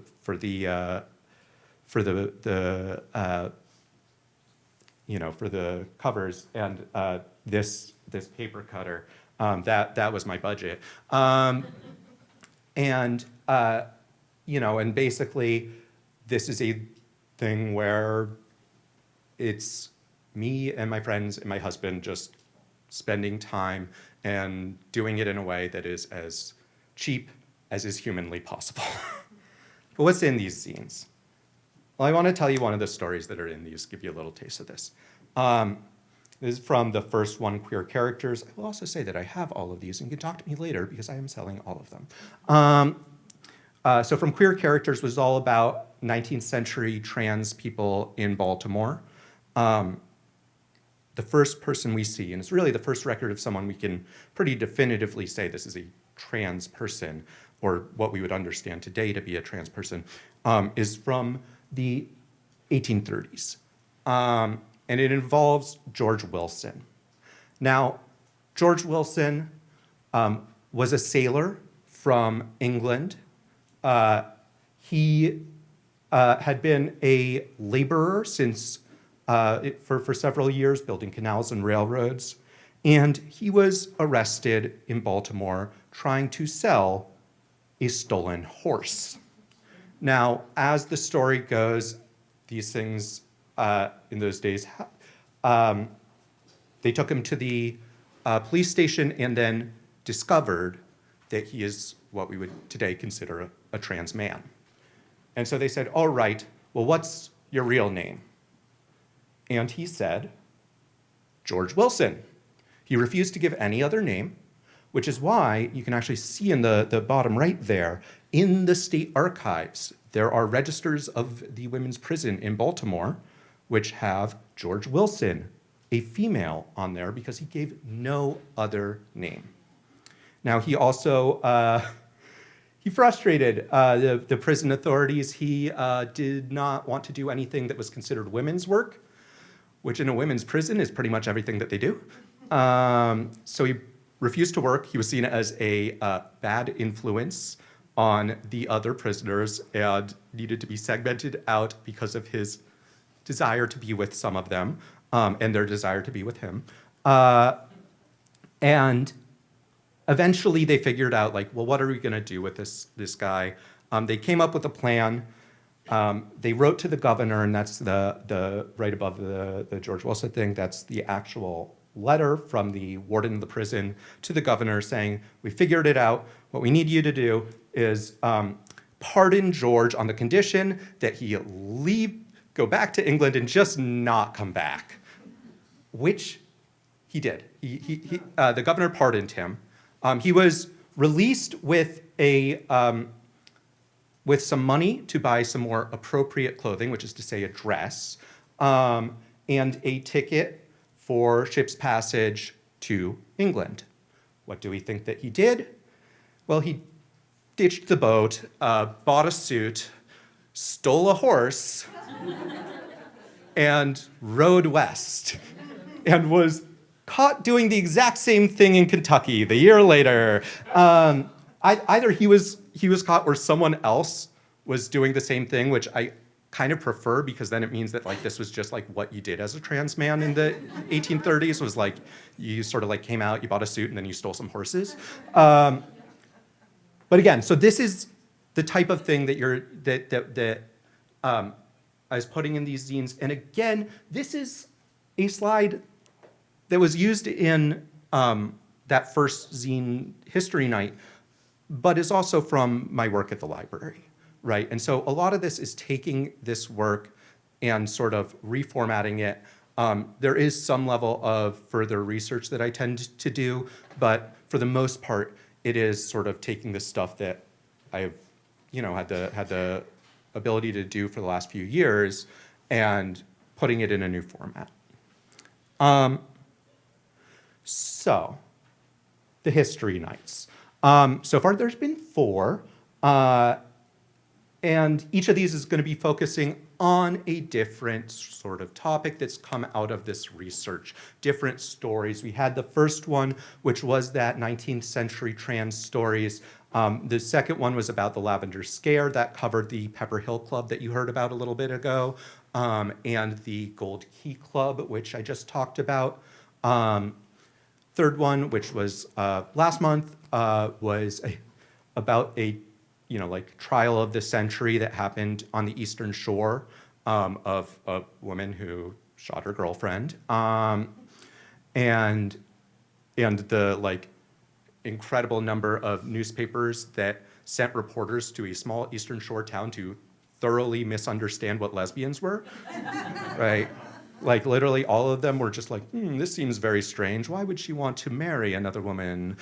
Like, she must be a strange, eccentric girl. And then the last one, which is one that I've been dying to do for a long time, was about the pansy craze, and specifically about the drag balls that were happening in West Baltimore, thrown by and for black drag queens in the 1920s and 30s during the jazz era. And that one was particularly special for a number of reasons. One was that, and the one I'll talk about is that it connected with, I'd connected with the Baltimore Afro Archives, which the Afro had been actually very willing to cover the pansy balls and sent staff photographers. And when I reached out to them, they found some of the old photographs of drag balls from 90 years ago. So what's happening at these history nights? So again, it's a collaboration with the club car. The events themselves are free. I did not want to charge any entrance to it. Again, I want this to be accessible. The zines are, meanwhile, sold with the idea being that they benefit local organizations. I usually have someone from those organizations talk ahead of me. And again, I conscript basically all of my friends and my husband to do all of the volunteer labor because I do not have a budget for this. They have been much more successful than I ever thought they would. I think the least people we've gotten has been about 50, 40 to 50 at the Eastern Shore one. The most recent one we had roughly 100 people, like 90 to 100 people for history, for history. Like, and so let's see, what's the next slide? So yeah, the orgs. By the way, you'll see multiple people who you'll see up here or in the crowd today in all of these, because this is a small world that we all live in of like queer arts and archives people in Baltimore. But yeah, they're local queer, trans, and feminist organizations. The idea was in a little self-serving way to get some cross-promotion going. You know, these are organizations people care very deeply about. And I wanted to connect with them and connect with their people who are following them and would be interested in what we do or what I do. As such, I've tried to sort of theme it. So, for example, like the Eastern Shore one, which was basically about a bunch of male journalists obsessing over like women's sexuality. I was like, this would be a good one for the Abortion Fund of Maryland, right? The last one, which was the Pansy Ball one, I scheduled to and worked with folks to make it a benefit for and sort of run at the same time as Baltimore Black Pride. And again, this the entire point is to tie sort of the past that I am talking about with the ways that it has connected to the present and to our future as a community. The special guests, again, you will see multiple people here. So I sort of wanted, again, the idea to be to bring in people who were doing things that were maybe not as academic as what I do. And sort of offered a different way of looking at the history. Now, some of that were people that I met through library work, people who had come up to me and said, like, hey, I am doing some research or something for an art project regarding some of this, and connecting that way. Some of them were through call-outs via social media, and people who I was like, oh, this person's really cool. I really want to work with them. So we've had things from artists, musicians, one historic tailor who does like transmasculine historic like tailoring, which was super cool. And most recently, we did one that was really great for the Pansy Ball. We had a slate of Black drag queens to perform afterwards. So we got to see like Baltimore drag, past and present. And again, yeah, trying to highlight the ways that people can draw from this community history to create things that aren't necessarily seen as history, right? That are seen as art, music, what have you. And it makes it more than just me speaking in front of a screen, which no matter how good I am at this or how wonderfully charismatic I am, is still only going to go so far. I wanted it to have more to it and offer something more than what I do, especially because I wanted people to stay there. I wanted people to drink. I wanted people to support the bar. So yeah. This is from the last one, which by the way was last week. It was like 8 days ago. This was amazing because I had put together a slideshow of those images from drag balls 90 years ago that were in the Afro archives and had them running behind these queens performing throughout the night, which was, it was intensely cool. And just like that sort of, having that on stage was just, to me, like, a validation of like, oh yes, this history stuff can connect in ways to the art and sort of entertainment that we have in this community. So the lessons I've taken away from this, by and large. The first is, in the same way that we say that like queer culture and art belongs in the archive, queer archivists and librarians belong in the community. And there is absolutely, oh yeah, don't do it for dirt cheap, that was really useful. And that there is an audience, right? That people are excited about this. Again, queer people are, by and large, alienated from our history. We don't get it in the same way that we do for all other types of history, which is to say, through the family. I always say that like, I am an Ashkenazi Jew. If I want to know what the experience of Ashkenazi Jews were in 1900, I'm actually thinking about family stories that I was told, right? That's how we tend to understand these community histories. I do not have that, right? We do not have that for LGBTQ people. And so being able to do that work, I think people get really excited about it because it's a hidden history. People are excited to know that there's more to our city that they didn't know about. Then use the existing ties of the community to sort of connect with more folks, to build those ties. I've been really happy to see like, there's like a crowd that like sort of become regulars to this, and like seeing that happen has been really exciting. And yeah, find your collaborators and collaborate. That has been a huge part, partially because I think it's helped get people engaged and involved, and partially because it's made it much more exciting for me, right, to do it. It makes it fun. It makes it cool to be like, oh, I get to see something like this.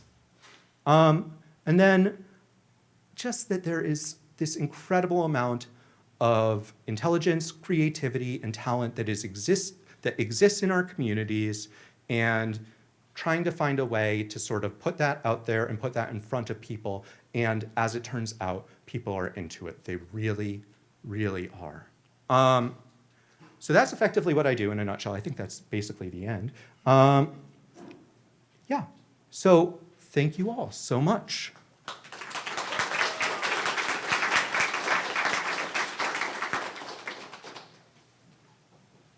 Thank you, Ben. All right.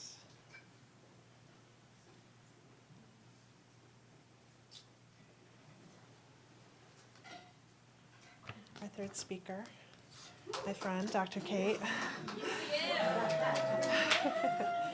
Dr. Kate Drabinski is a teaching professor in gender, women's, and sexuality studies here at UMBC. She's the director of the Humanities Scholars Program, the associate director of Women Involved in Learning and Leadership Program.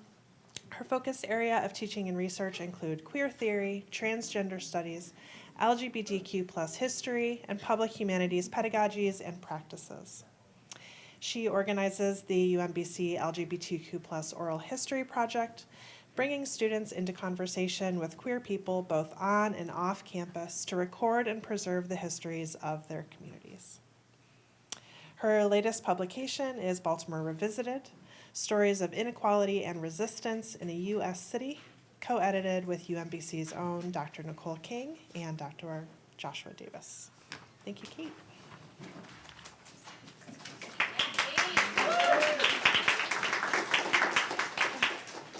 Give you the advice to use the arrows here. I'm going to use to press the arrow buttons. Okay. Hi, everybody. I'm Dr. Kate, and I'm so excited to be here and so excited that I just want to thank the people who organized this. I see so many people that who I love in this room, and it's really a gift.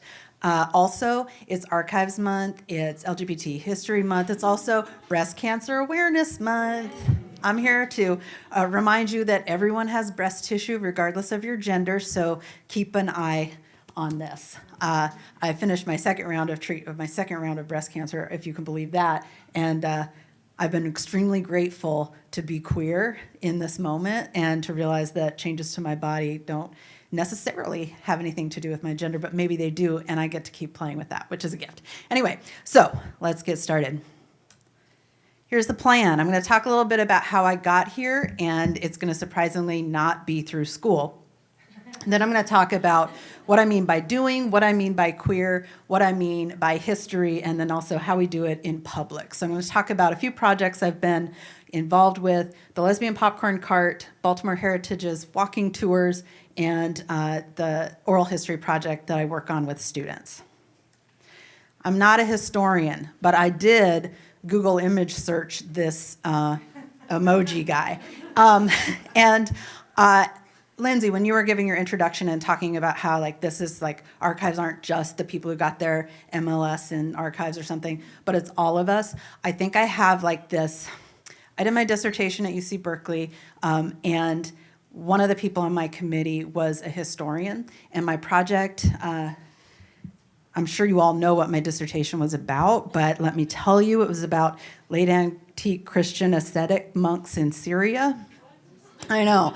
And their self-making practices, right? Because I was so scared to talk to people because I'm incredibly shy that I was like, if I do this, there's no people. There's no ethical question, so I'll be fine.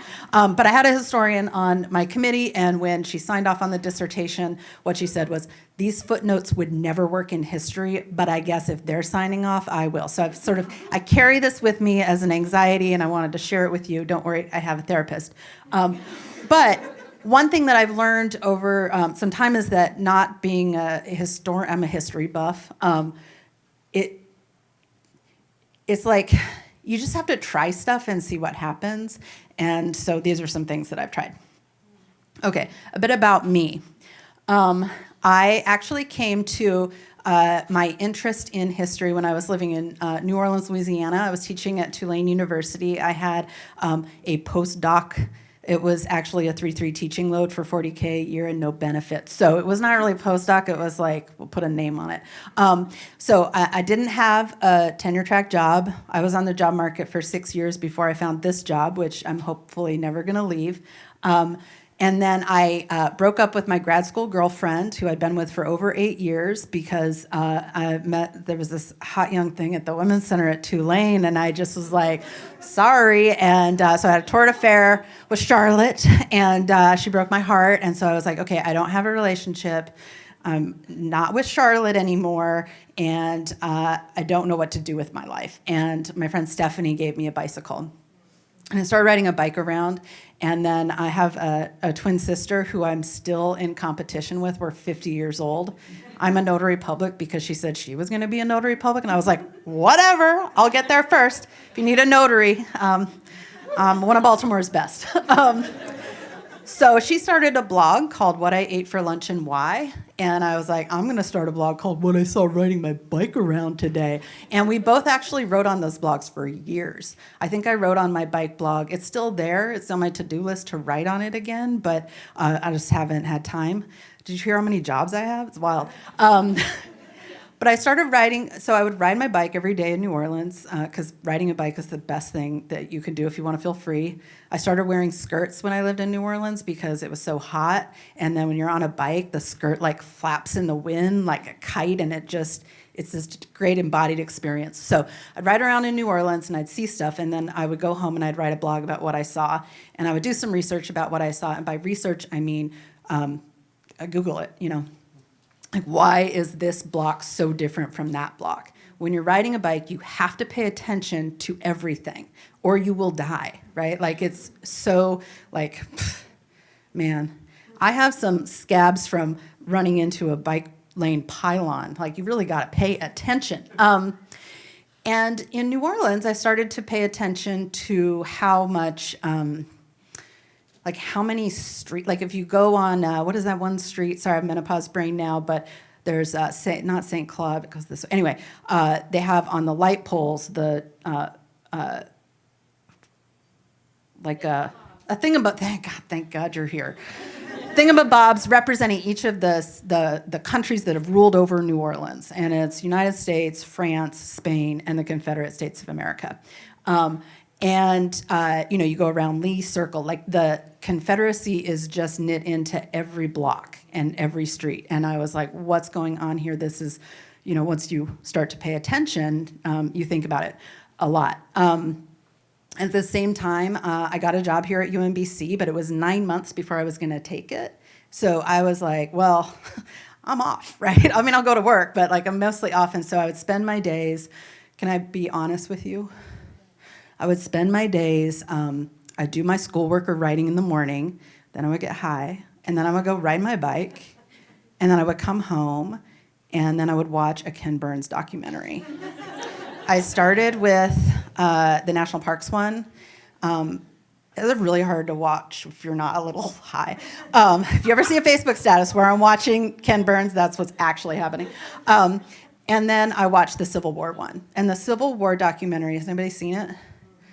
It's amazing. Like, okay, we all have our issues with Ken Burns, with that what's that guy's name, the Confederate guy who's in it? Sidney or... Shelby, yeah, like Shelby, like, isn't this so funny how they did terrible things? So like it's got a lot of problems, but it helped me think critically about the Civil War. And my favorite national park was Chalmette National Battlefield. And I would ride my bike out there sometimes, and it is actually a memorial to the War of 1812. And then I did some research about it for my blog, and I discovered that the land that it's sitting on was actually a free black community that was displaced from another part of New Orleans during the long before that war, and this was like one of the first, and it had been displaced so that they could to the Ninth Ward so that they could build this national park site, and then those communities lived in the Ninth Ward, and they were displaced when the levees broke, right? So it's like this long history of displacement to tell our histories. Anyway. Then I moved here to Baltimore, and wow, you want a town that's into the War of 1812, that is Baltimore, right? So totally different story out at Fort McHenry, which is one of the National Park Service's 2 historical shrines. So a shrine is like, whew, wow. The other one is Stonewall Jackson National Shrine. I also went there, also super weird. So I just started, and then everybody was talking about Confederate monuments. And so I was like, and then some artists contacted me, Rachel Shannon and Olivia Robinson, and they got a grant from MICA to do a queer monument. And so I was like, oh, I think about monuments all the time, the street names, and when you go on a historical walking tour, they'd be like, oh, look at this. This is the first time we have a statue of a horse with a leg lifted. And I'm like, wow. And there is a universe where that is interesting. That is not my universe. I'm like, how come I have to look at Lee and Jackson on these dumb horses every time I try to ride my bike to Druid Hill Park, greatest park in America? The loop's open. Fall colors are hitting. It's beautiful. Okay, so that's how I got sort of into like, what are we going to memorialize? How are we going to make a monument? Okay. So, I'm actually going to skip this slide. Sorry. Actually, how much time do I have, Beth? Because maybe I just want to skip all this theoretical stuff. I'm really bad at math. Okay. Okay, 20. Okay, great, 20. I was right on. This is me doing one of my walking tours. I do walking tours with Baltimore Heritage, but it turns out you can just give a walking tour to whoever you want, right? So I also do walking tours with students. I do one every June, the Pratt Street walking tour, where we get to talk about enslavement, how bad our public transit system is. You know, the light rail was opened the same day as Oriole Park at Camden Yards. To me, that says that's a system built to get people from the suburbs to the baseball park, right? So we would talk about that. We talk about the Great Railroad Strike of 1877, my favorite Great Railroad Strike. We talk about a lot of things. We talk about the McKeldin Square, which used to be a beautiful fountain, and what makes it a free speech zone. And then we all go to an Orioles game. I give walking tours about just up and down MLK. Like, has anybody driven down that street? Yeah. Doesn't it seem like you couldn't get through Baltimore without it? It was opened in 1984. Like, I was 10. Like, that's not even that long ago. But walking along MLK, you can really get a sense of how the city is just divided by this freeway through the city. It takes so long to cross it. It's incredibly dangerous. If you put in Google Maps like a bike route from my house to the Lion Brothers building, it will have you go down MLK. And I'm like, wait, what? And then they actually want you to be on like the path, which is just busted bricks. Like, that is dangerous. I'm not doing it. And then I do a civil rights walking tour in Upton, Marble Hill area, 1 mile radius. We would not live in the country we do without that 1 mile radius. We can visit the schoolyard where Thurgood Marshall, when he was punished, was forced to sit in the boiler room and read the Constitution. We see what that did. Thank you. Right. So this is sort of how I do it in public, is to like take people on tours. Okay. Queer. I am, my PhD is in rhetoric, but I was first exposed to queer as a term in queer theory. I went to Berkeley to study with Judith Butler in the rhetoric department because I read half of one essay by her. I was like, what? Identity's bananas. And what I'm really drawn to about queer theory is actually queer not as the umbrella category for identities, but queer as an approach, as being actually fundamentally anti-identitarian. People change, like when you were saying like this trans man from, and then you were like, what we would today consider trans, right? Like, because it's not the same, right? And I'm interested in how that changes, and how, like, when I started wearing a skirt, because before skirts, like, I looked like just a good old-fashioned dyke. Like, I was like big old khaki pants, flannel shirts, overalls, stuff like that. But once I started wearing skirts, I started getting girled all the time, and it was uncomfortable and different. Because for me, the skirt's not a gendered object. It just, yeah. Anyway, so thinking about queer theory as anti-identitarian, and yet when we're doing history, we're often telling stories as if that identity is fixed. But what I love is how open it is and how it lets you tell a lot of different stories. History. So, again, not a historian. Josh is a historian. He's at UB, so that counts. He actually stepped in to finish the project when I was diagnosed with breast cancer for the first time. And man, that guy. I only like 3 straight guys, so he's one of them. Anyway, you could tell him I said that. But history, I'm realizing, is like really, as I do these walking tours, and I'll talk more about the LGBT ones in a second, there's like, it really depends who you ask what the history of this place is. One thing that I've noticed from 20 years of riding my bike around every day is just how many different lives are being lived on the same block, right? So for me, what's important about Fallsway is the protected bike lane, right? For other people, it's, wow, this is going right by 5 prison prison industrial complex right in the city, which is adjacent to, right? Here are the prisons. This is if I'm going down the hill. Here are the prisons, right? And then here's healthcare for the homeless, right? And it is just a stretch of that geographically, if you pay attention, you can see like the way that poverty, incarceration are happening. And then for me, it's a bike lane, right? So just paying attention to how we can be in the same place, but having an entirely different life, lived with different logics, right? People who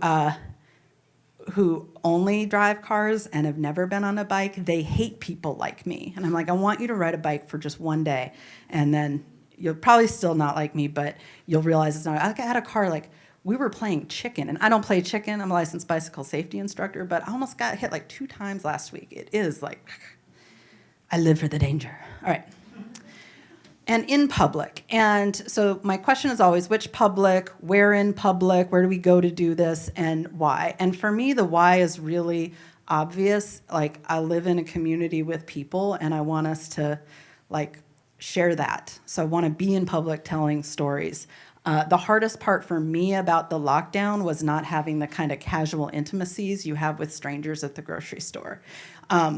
I have spent hours talking with my therapist about why don't people say how you doing back? Like, do we live in a shared world or don't we, right? So the public for me is really important. It is, and I've moved around so much as an itinerant academic that I've had to like remake a life in so many places. So this is just what I'm used to. But when we think about history, like which histories are we gonna tell and which publics? So, for example, this is No, that's CVS, man. Yeah, this is the Hippo. There are actually 2 sites that I talk about in some of our tours that are actually CVS's now. The Hippo, and then on the corner of 25th and Maryland. Charles, sorry, thanks, Ben. Yeah, it's because I never ride my bike on Charles because, anyway. So there's that. That was row homes before it was torn down to become a CVS. And in the basement was Diana Press, the first press to publish Rita Mae Brown's work. Those of us who read Ruby Fruit Jungle under the cover of our bed in college, like swapping that with Epistemology of the Closet and being equally turned on, right? That's sad that is gone. And now that CVS is closed, what will happen? And then sometimes people will say things like gay bars are gone, and they're not. The Drinkery's still there. Yeah. So this is a spot that we'll talk about on our walking tour. But whose stories are we telling? This is, anybody recognize this? Lesbian lot from when they had the pride parties. Yeah, thank you. You're drunk. You don't remember it. Right. Sorry, Julie.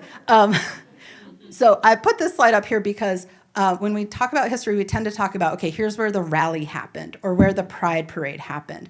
But what about where your queer history happened? So for me, the history of the lesbian lot is waiting there with my ex-girlfriend from, we broke up like 2 years ago. It's going to sound, like 2 months before, and she's texting me like, are you there? And I'm like, I don't know. I don't want to text you back because this other girl I just started talking to is also coming. And then, well, what if she doesn't come? So and then they're both coming at the same time, right? But those are like the queer moments that are so exciting. Classic, right? Yeah, okay, anyway. It worked out. The ex and I are still kind of friendly. And then I married that other one, even though I don't believe that in marriage, We're in love, let's tell the cops. And working with my partners on the lesbian popcorn cart was really great because we were like, let's build a mobile monument that doesn't mark like there used to be a bar here, but like, what story do you have to tell? We could bring the monument to different places and we could gather more stories because I want more stories. I don't want 1 or 2. Okay. There's supposed to be a picture of the lesbian popcorn cart in here, but it's not here. So let me tell you a bit about it. So I had never worked with artists before, and a lot of you were artists, and y'all are like real particular. Like, you take a long time. You're very careful. You're very, maybe this is just one of them. You're very, I'm like, so we made these popcorn bags, and they'd have a stamp that said Queer Stories, and the stamp, like, sometimes I wouldn't make it, like, dark enough, and then they'd, like, secretly start over when I wasn't there, and I was like, we just need bags. So anyway, we would put a historical fact on the back, and we realized right away that there's very little published history, like gay history about Baltimore City. There's some on DC, but we're not DC. You know, where they don't say how you doing? DC, like, nah. So that was not a great place to, like, we couldn't find very much, and none of us are researchers, right? I'm not a historian, not a librarian. So we decided to, I was friends with Eli, who worked at Baltimore Heritage, and I just to give these details because this is like how projects happen. I used to think that someone had a grand plan and it worked out. Nah, you just like stumble into stuff. So we went to the LGBT History Committee at Baltimore Heritage, and we told them, and they're like, okay, we'll share some facts with you. And I realized right away that I needed to join the committee. And the reason I needed to join the committee is it was 5 men, 1 woman, and she was old. They're all old. They're all still with us. I'm getting older too, but I was like, surely at some point isn't going to be able to do these anymore. And if I'm not there, this is the LGBT History Committee, which is already the LG History Committee, is going to be the G History Committee.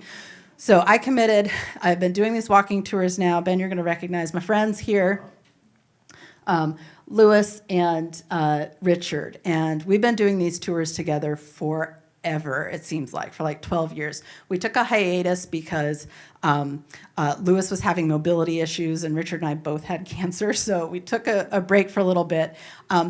And Richard's starting to get tired of the tours, and because he's bored. And one of the reasons I think he is bored is that there's not a whole lot of, we keep telling the same stories over and over again. And those stories come from Richard and they come from Louis. And they come from the gay paper sometimes. Aiden, that gay paper archive, oh, so good. I always tell my students about it. But like, I've been gay since 1994, but I like spent most of my youth not writing for a gay paper or reading it, but I was still being gay out there, telling stories, making community. And so if we tell the stories that only come from the written archive or these tour guides, though Richard does know everything. It's bananas, doesn't he? It's wild. And he will, yeah, librarians, exactly. You people. And so... My sister's librarian. So Richard, I always say that. Richard, Shirley is no longer doing the tours with us, and sometimes I do them on my own. Like if somebody wants a private tour, I did one a couple weeks ago for somebody at Hopkins. They're like for their gay month or something. And when I'm by myself, one of the things, and actually when I'm with Richard too, because now it's mostly Richard and I, because Louis is struggles with the walking part. So he'll start with us at the beginning and then meet us at the end. And, oh God, I totally lost my train of thought. Hold on. Stories, same ones. What was I just saying? You're on your own. Thank God you're here. Oh yeah, thank you. You're a hero. This happens in class, and I'm so glad for students. They're so helpful. Now I forgot again. Oh yeah, I'm on my own. One of the stories I like to tell is now about like a meta story about the tour. So for example, Able Avenue. I live on Barclay. Able though is like lesbian lane. Shirley says that. She says nobody ever called it that. Louise Parker Kelly, who I interviewed for a project, is like everybody called it that. Louise is like, my favorite thing to do on a Sunday morning in the 80s was to sit on my porch on Able Avenue and watch women go from one house to another, not the house they lived in, and then they went back home because there was so much like, you get the drift, right? People were, making out with other people. Anyway, and Shirley would be like, that never happened. And part of the reason she would say that, I think, is because that's not for her a thing that she wants to advertise. Like there's some people don't want to tell the sex stories on the tour. So like the Mount Vernon tour, we've had as a tour group a lot of conflict over whether or not to say, this is the very spot where Divine bent down, picked up that dog shit and ate it in that movie, right? And so, right, you're clapping, right? But some people are like, nobody wants to hear that. And I'm like, that's all anybody wants to hear. So, but that's why like, the tour has to be, like, I like a tour that acknowledges that elasticity because we're not going to have the same experiences, right? Emily thinks I'm the one who ate the last zinger, and I think that's my twin sister. Like, we have very different stories of the same experience from the past, right? So, yeah, twins. So one of the things that came out of this project for me was the oral history project that I work on at UMBC. And again, I'm not an oral historian. I took a training. It was 8 hours a day, 5 days on Zoom. Oh gosh, that was really rough. That was the hardest part. But what I wanted with the oral history project was to get more stories. Perfect. Get more stories because again, like that built environment is going to produce different kinds of life and ways of living. And so and then, there's some people here who probably do oral history projects of some kind, and we often have students interview each other as practice. And then I was like, well, why is that just practice? Like, we could keep these. Because I, as, Kate Drabinski, history buff in, 50 years old, I really wonder what it was like for queer students at UMBC in, 1985. Like, what kind of organizing were they doing? We have the student newspaper, but we don't have, like the stories, right? I want someone out there to know that when I was in college, I went to a women's college, and our group was called Lesbians and Bisexuals in Action, Labia, right? I want these things to be written down somewhere. So I started having the students, I'm keeping the oral histories they do with each other for the researcher 50 years from now, who's like, what were they doing? So I feel like I'm kind of working to build the archive that I wish I had for the future researcher. And it's not gonna ring true for y'all, but I gotta swear to you, I'm actually extremely shy. So I don't wanna do the interviews, but I want them done. So I train students to do them. The experience that students have is just incredible. They come back from these interviews and they're like, I learned so much. A student came back once and was like, I learned from talking to Rain Alexander that you can be a grown-up and trans and so punk. And so I can do that too. And I was like, yes, you can. You too can be a punk rocker for your whole life. So it's really, that process is transformative for students. And then we have those stories that then future researchers can use. And you can't use them yet because I'm good at starting things and bad at finishing them. So they're not up on the special collections. It's going to keep the digital archive. Then the last thing I do is I give these talks at area retirement centers, and this one is at Charlestown Senior Living, and I do a 2-course sequence for our seniors every semester. And the first one, we're just planning the talks for next semester. One is going to be transgender history with a specific focus actually on contemporary issues. And then the next week I bring some students there and we do a roundtable and they ask us questions and then we get to ask them questions. And it's a way to use these histories and the student knowledge to have some intergenerational dialogues that have been really some of the best things that I've done, because there's that grandparent who's wants to know what, I don't understand why my grandkids uses they, them pronouns. Didn't we just get that off the internet? Is this some kind of fad? No, there's a history, right? Gender non-normativity is as old as humans, as old as gender. And so being able to share that history with the seniors and then have them interact with some young people who explain their experiences so that those seniors grandkids don't have to do all that work, I think has been really valuable. So I just keep finding new projects and ways to bring some of this stuff into the public, and it's been really exciting. So that's what I do. Thank you.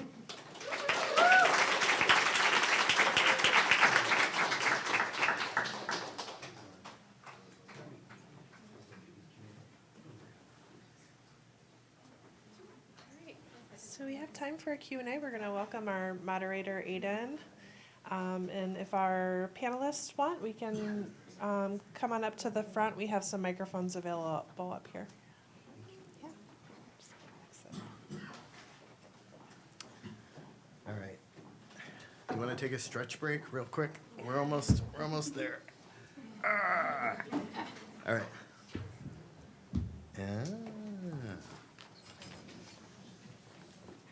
This will be informal. And I will try to keep track of time. So, it's 11:34. I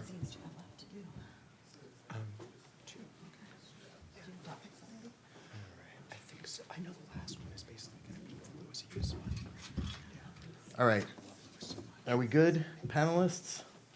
Yes. Excellent. I feel very far away from you over here. To Aiden. Imagine that I'm over there and I'm an archivist. Imagine I'm bringing you a box right now. Great. We don't have an audience. We're in the research room and you are doing your research in queer history, culture, archives. Here we are.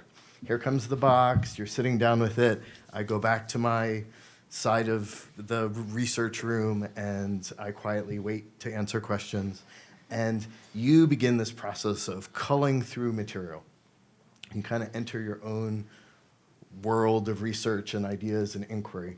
I guess, and I do want to open this up absolutely for questions because that's really why we're here. But my one maybe selfish question as an archivist is when you are engaging with that material as a researcher in archives, talk to me like, are you willing to share kind of your feelings? Like, let's talk about feelings. I feel like we talk about emotional, like, things less and informational needs more. You know, I am a librarian and I'm here to answer your questions about information and I study information science. No, let's talk about, like, when you come to the archives, when you're doing that work, what are the feelings that emerge, particularly doing queer research in history and culture? What kinds of emotional underlying needs or wants do you have as you engage with that material? That's really kind of my curiosity. And that's for everybody. Well, it's a big question. I think that when I approach a box, one of the first things I always notice is I notice a smell.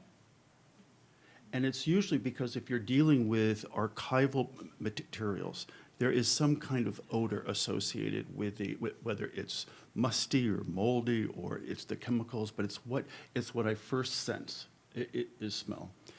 And then the next thing is I always like to start at the top. And so by that I mean what are the broad parameters of what I'm looking at here? So, you know, what's the date range? And also, how authentic is the material in the box that you're actually looking at? And then how can you winnow it down and not be distracted by the small things that you find, like, look at this little ad, this is so amazing, or look at this image, this is so amazing. It's so difficult to stay focused on the bigger question of what is there and what the value is.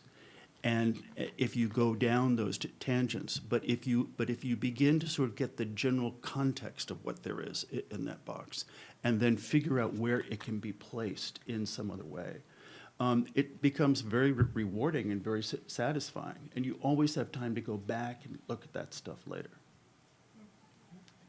I can say for myself, it's exciting. I think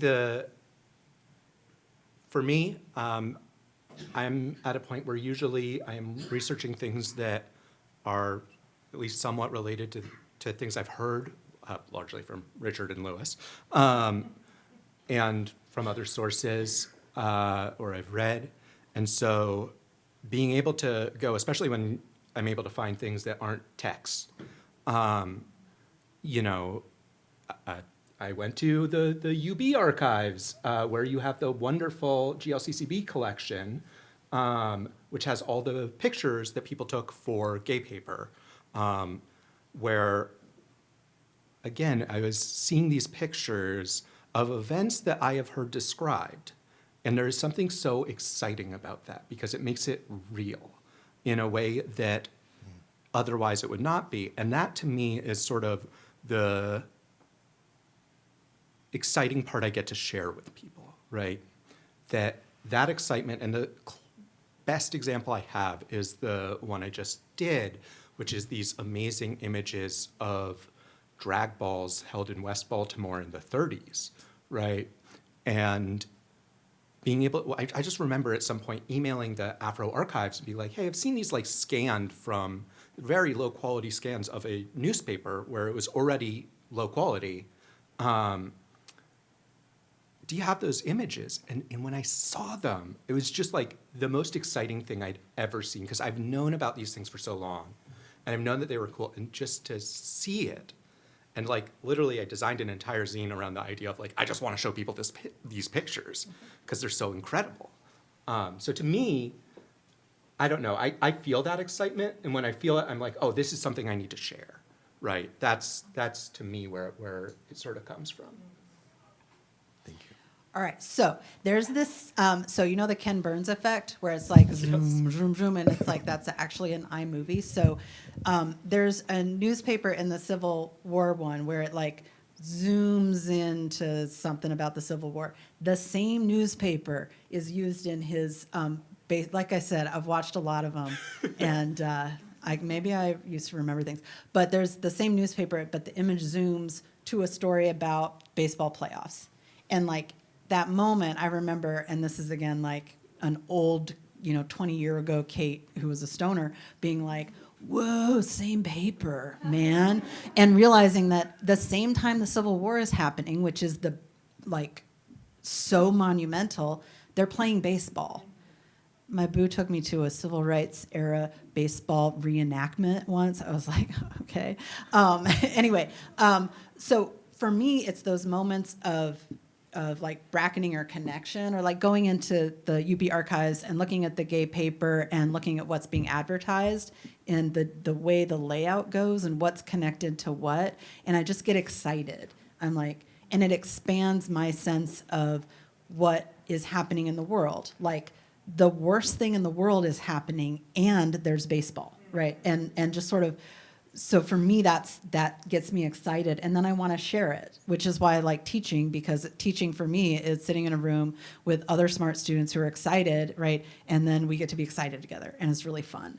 And it's also sometimes can be like, oh, wow, there was a group called Black and White Men Together, and they sued, the Torch and the Porthole for racial discrimination.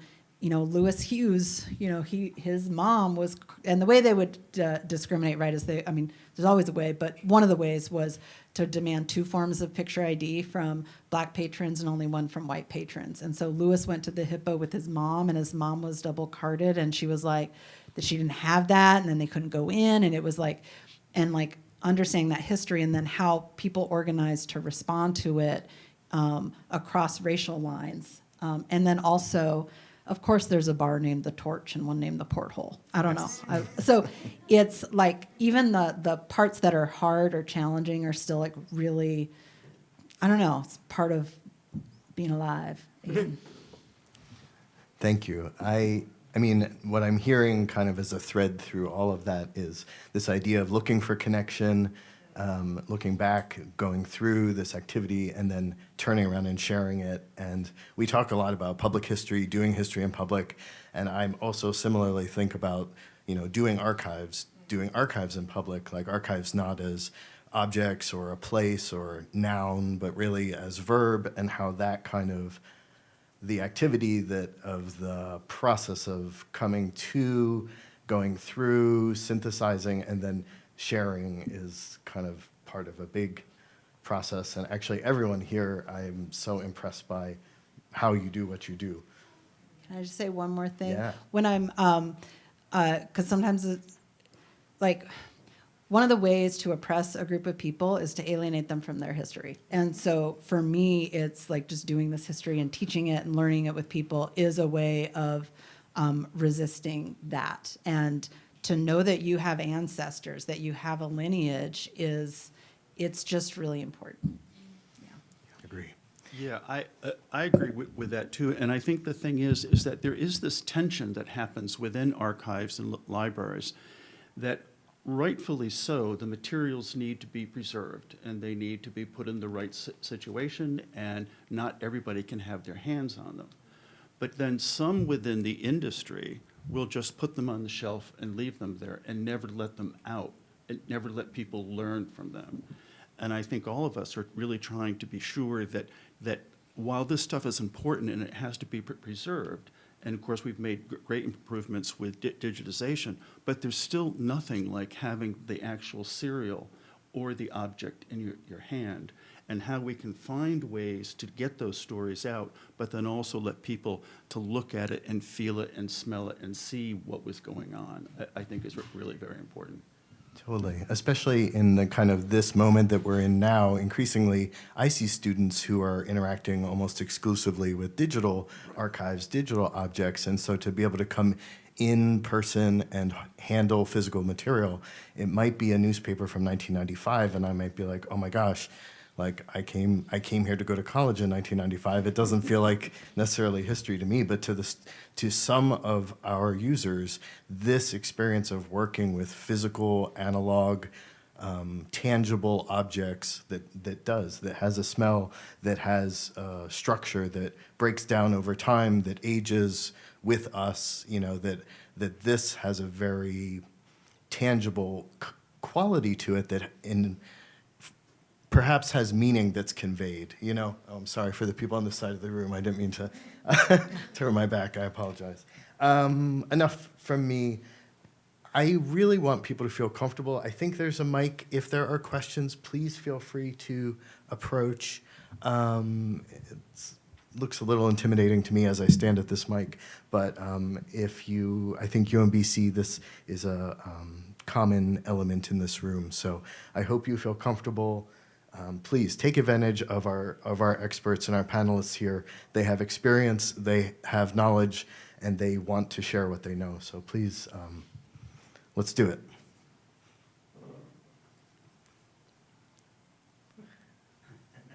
I know it's so intimidating. No, you just have to wait. Yeah.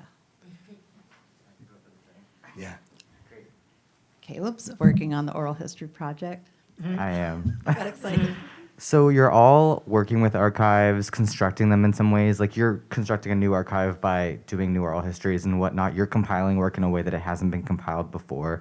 I'm sort of wondering then, how do you make the choice as to what is like important? And I know that's highly subjective, but what sort of process do you undergo when you are explaining the importance of specific things to other people, to yourself, justifying why it's included into an archive, et cetera? Well, I think that's a great question. What I try to do is to be as inclusive as possible.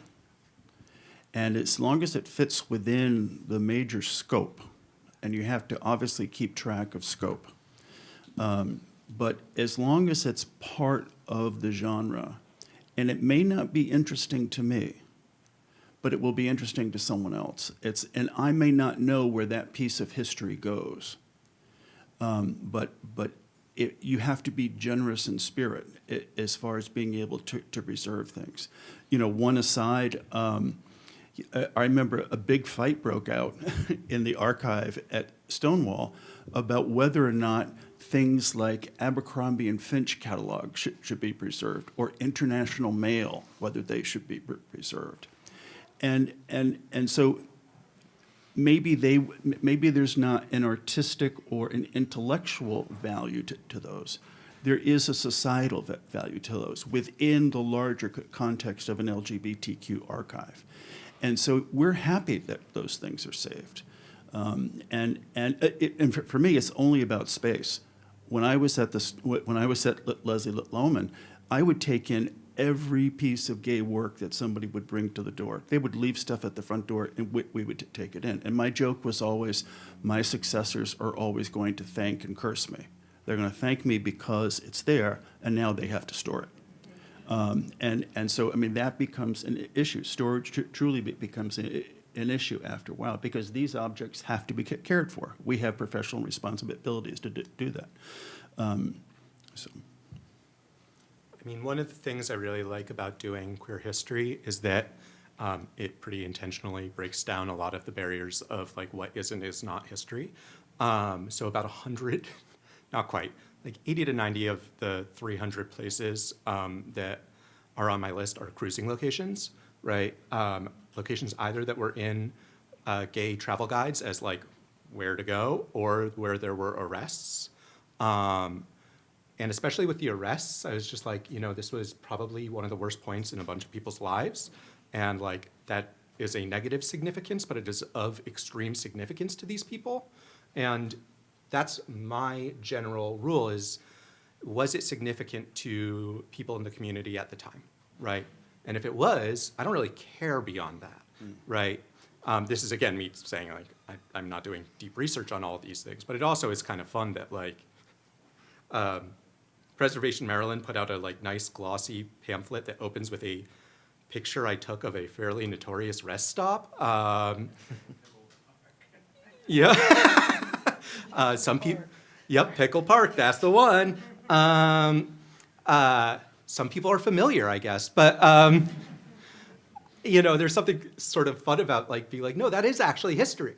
That's history. It was a place that was meaningful to people. And again, I don't particularly care how, like, why it was meaningful. I care that it was meaningful. So we will never run out of queers to interview for the oral history project. So the first year I did it, and again, so much is just trial and error, and I feel like I'm getting better at it. But like the first year, I was just like, go find a gay, you know? So it wasn't really focused, but we got some great interviews, right? Because so many interviews are done with people who are big-time activists and organizers, but most people aren't that. And I want to know what it's like to just have a daily life. And then we did one with members of the Charm City Kitty Club, and that was more focused. And that came out of the part where I know a lot of Charm City kitties, and so that was easier for me to organize.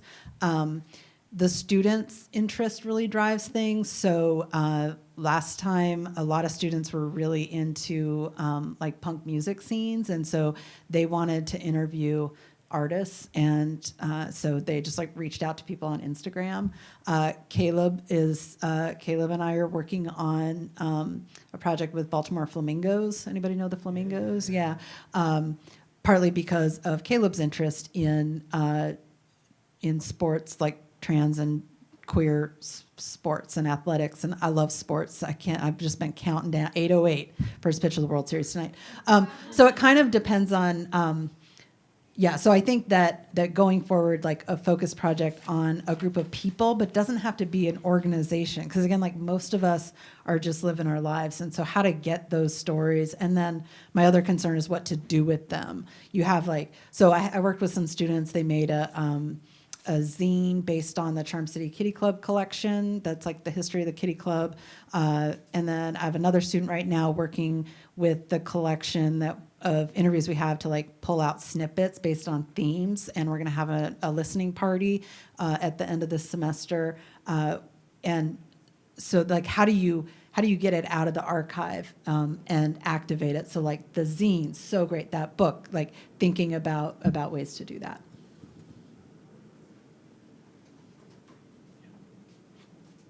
Hello. Hi. Hi, Shannon.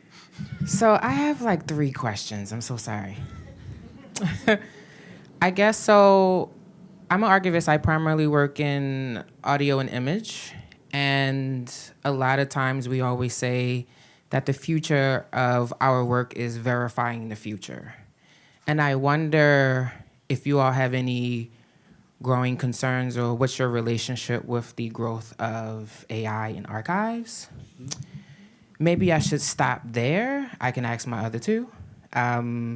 My other one is, I guess I'm wondering how are you all leaving your footprint in the work that you're making? Like, as much as you are working with archives, I think that the work that we do when we're handling and working with archives also kind of needs to be covered. So how do we find you in the work that you do? And then the last one, I'm so sorry. Never apologize. The last one is, I guess I'm wondering, what do you, as we think about the future of archives, I guess I'm wondering, is there anything right now that you're noting that should be archived or deemed as important in the next 20 years? Those are three big questions. Yeah, I know. Let me go first, and then we let the others. As far as AI goes, I'm not a big fan of AI. I understand it has great values and technical use, but from a research and organization standpoint, I'm not there yet. And so I simply believe that research is research, and that you need to go. And so I don't really want to use it in my day-to-day life. So that's where I am. I would be suspicious if I saw a library or an educational organization or something using a lot of AI as far as research and substance goes. That would not make me feel good, because the chances for mistake are too great. And so I think as far as leaving a mark, I've not thought about that before.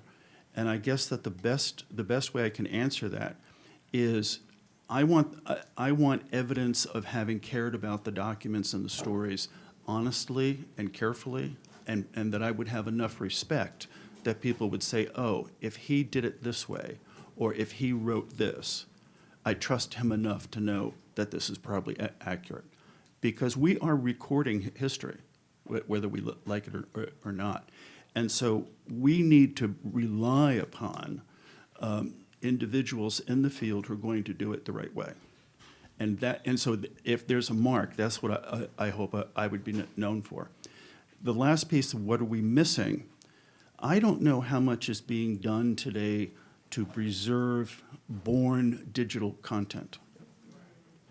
And I think that's something that we need to focus on, in the fact that we've been carrying around our phones and having digital content for a good 20 or 30 years.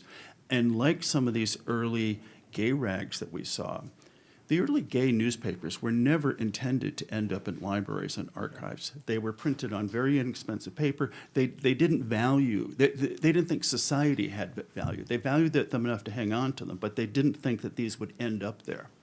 We are creating great content on our phones and digital platforms in places that is part of today's gay history. And I don't know anybody who's really capturing that in any real way. And I think it has to be captured. It's just a different form. Yeah. So I'll start by saying on that third question, same. That's exactly what I would say, is that we're in a place where we are not going to have the records that you have. If I am researching someone who lived, right now I'm looking at someone who lived around the turn of the century. We have all their letters. We have their journals. We have all these things that were physical objects. So like born digital stuff is, we need that. In terms of, I will say, the AI question, I do sometimes use AI in writing these things, partially because it's actually one of the few good use cases, is to give AI a bunch of text and say, rephrase this, and then see what comes out and see if it's something that you want to merge with what you're already doing. Right, and that, anyways. That second question is the more interesting one to me. How do you put your sort of footprint on what you do? Because at least for my project, it was pretty explicit that I wanted that. This is, in terms of tone, it is different from what I do at the library. I'm not trying to be impartial. I'm very partial. And I wanted it to sort of reflect at least just my own perspective on it, with the idea of like, this is not necessarily an all, encompassing like, academic history. This is my take on things, and, and with the hope that other people are going to add to that. I use AI for the first draft of a transcript from an oral history. Yep. And that's the only AI that's in my universe. I mean, it's everywhere. Man, I hate it so much. I hate it. I hate how it's and yeah, okay. Yeah, I hate it. It's bad for the earth. It's bad for our brains. It's bad for like stuff. It's good for a first draft of a transcript. The second question, how do I leave my mark? I think my mark is left on the projects, like who we end up interviewing. You can see and that's something that's mitigated by how much power my students have over who we interview. But yeah, so I think that my mark is there. We spend a lot of time in my classes talking about the ethics of doing interviews and how do we approach them. And I've learned a lot from, is Ashley still here? Ashley Minner's work on oral history and ownership and who has, how can you use your story. I just taught a class yesterday. We talked for an hour about what was on the release form and what it means to what it means for us to use a picture of someone we interviewed with for a grant application, where I'm going to get paid for your story. So how important it is to think about that stuff. And it's like this recursive project. And I will say that 20 years ago, I would have been frozen with the fear that I was doing something wrong or unethical, and I would have done nothing. And instead, now I'm let's do stuff and see what comes up and how we mitigate that so that we don't not interview anybody, right? Let's see what we can do. And then the third question, can I peek your notes? In the future. Oh, in the future. Wow. Yeah, that's part of why I collect the student oral histories so that's happening. And the student oral histories are so one class, the students wanted to talk specifically about non-binary identities and that experience. And so the students, because some will be interviewed, some will be narrators, some will be interviewers, some manage the tech. And so that's an experience that is of the now that's going to be preserved for the future. I think that it's how they're tracking you at every moment, and they know what you're buying and what you're thinking about because our phones were near each other. I'm going to start getting ads for whatever you just bought. There's so much data that it becomes so much data that you can't use it. And so I am really grateful for archivists and librarians who are thinking about this, but I have no idea.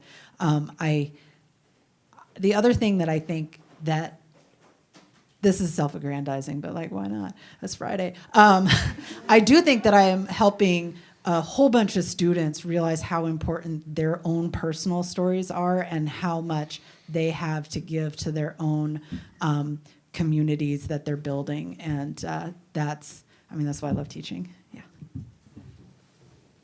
Yes. I think it's lunchtime. Thank you. A big round of applause for our presenters. Nice to meet you. Yeah, it's good to meet you. Everyone, we're now going to have a lunch break. Lunch is set up behind you. If you ordered a gluten-free, vegetarian, vegan, dairy-free lunch, there's sort of on the behind side where there's some Diet Cokes and drinks, and they're clearly labeled. We also, so this is lunch break. You can eat in here. It's beautiful outside if you want to go enjoy the pond. Around 12:15, 12:20, we'll start welcoming people into the reading room to view some of the archival materials that we've pulled for the day. We just ask you to wash your hands if you've eaten before you go in there. And if you have questions, come find us. Enjoy lunch. We will see you back for the afternoon session at 1 o'clock, 1:10.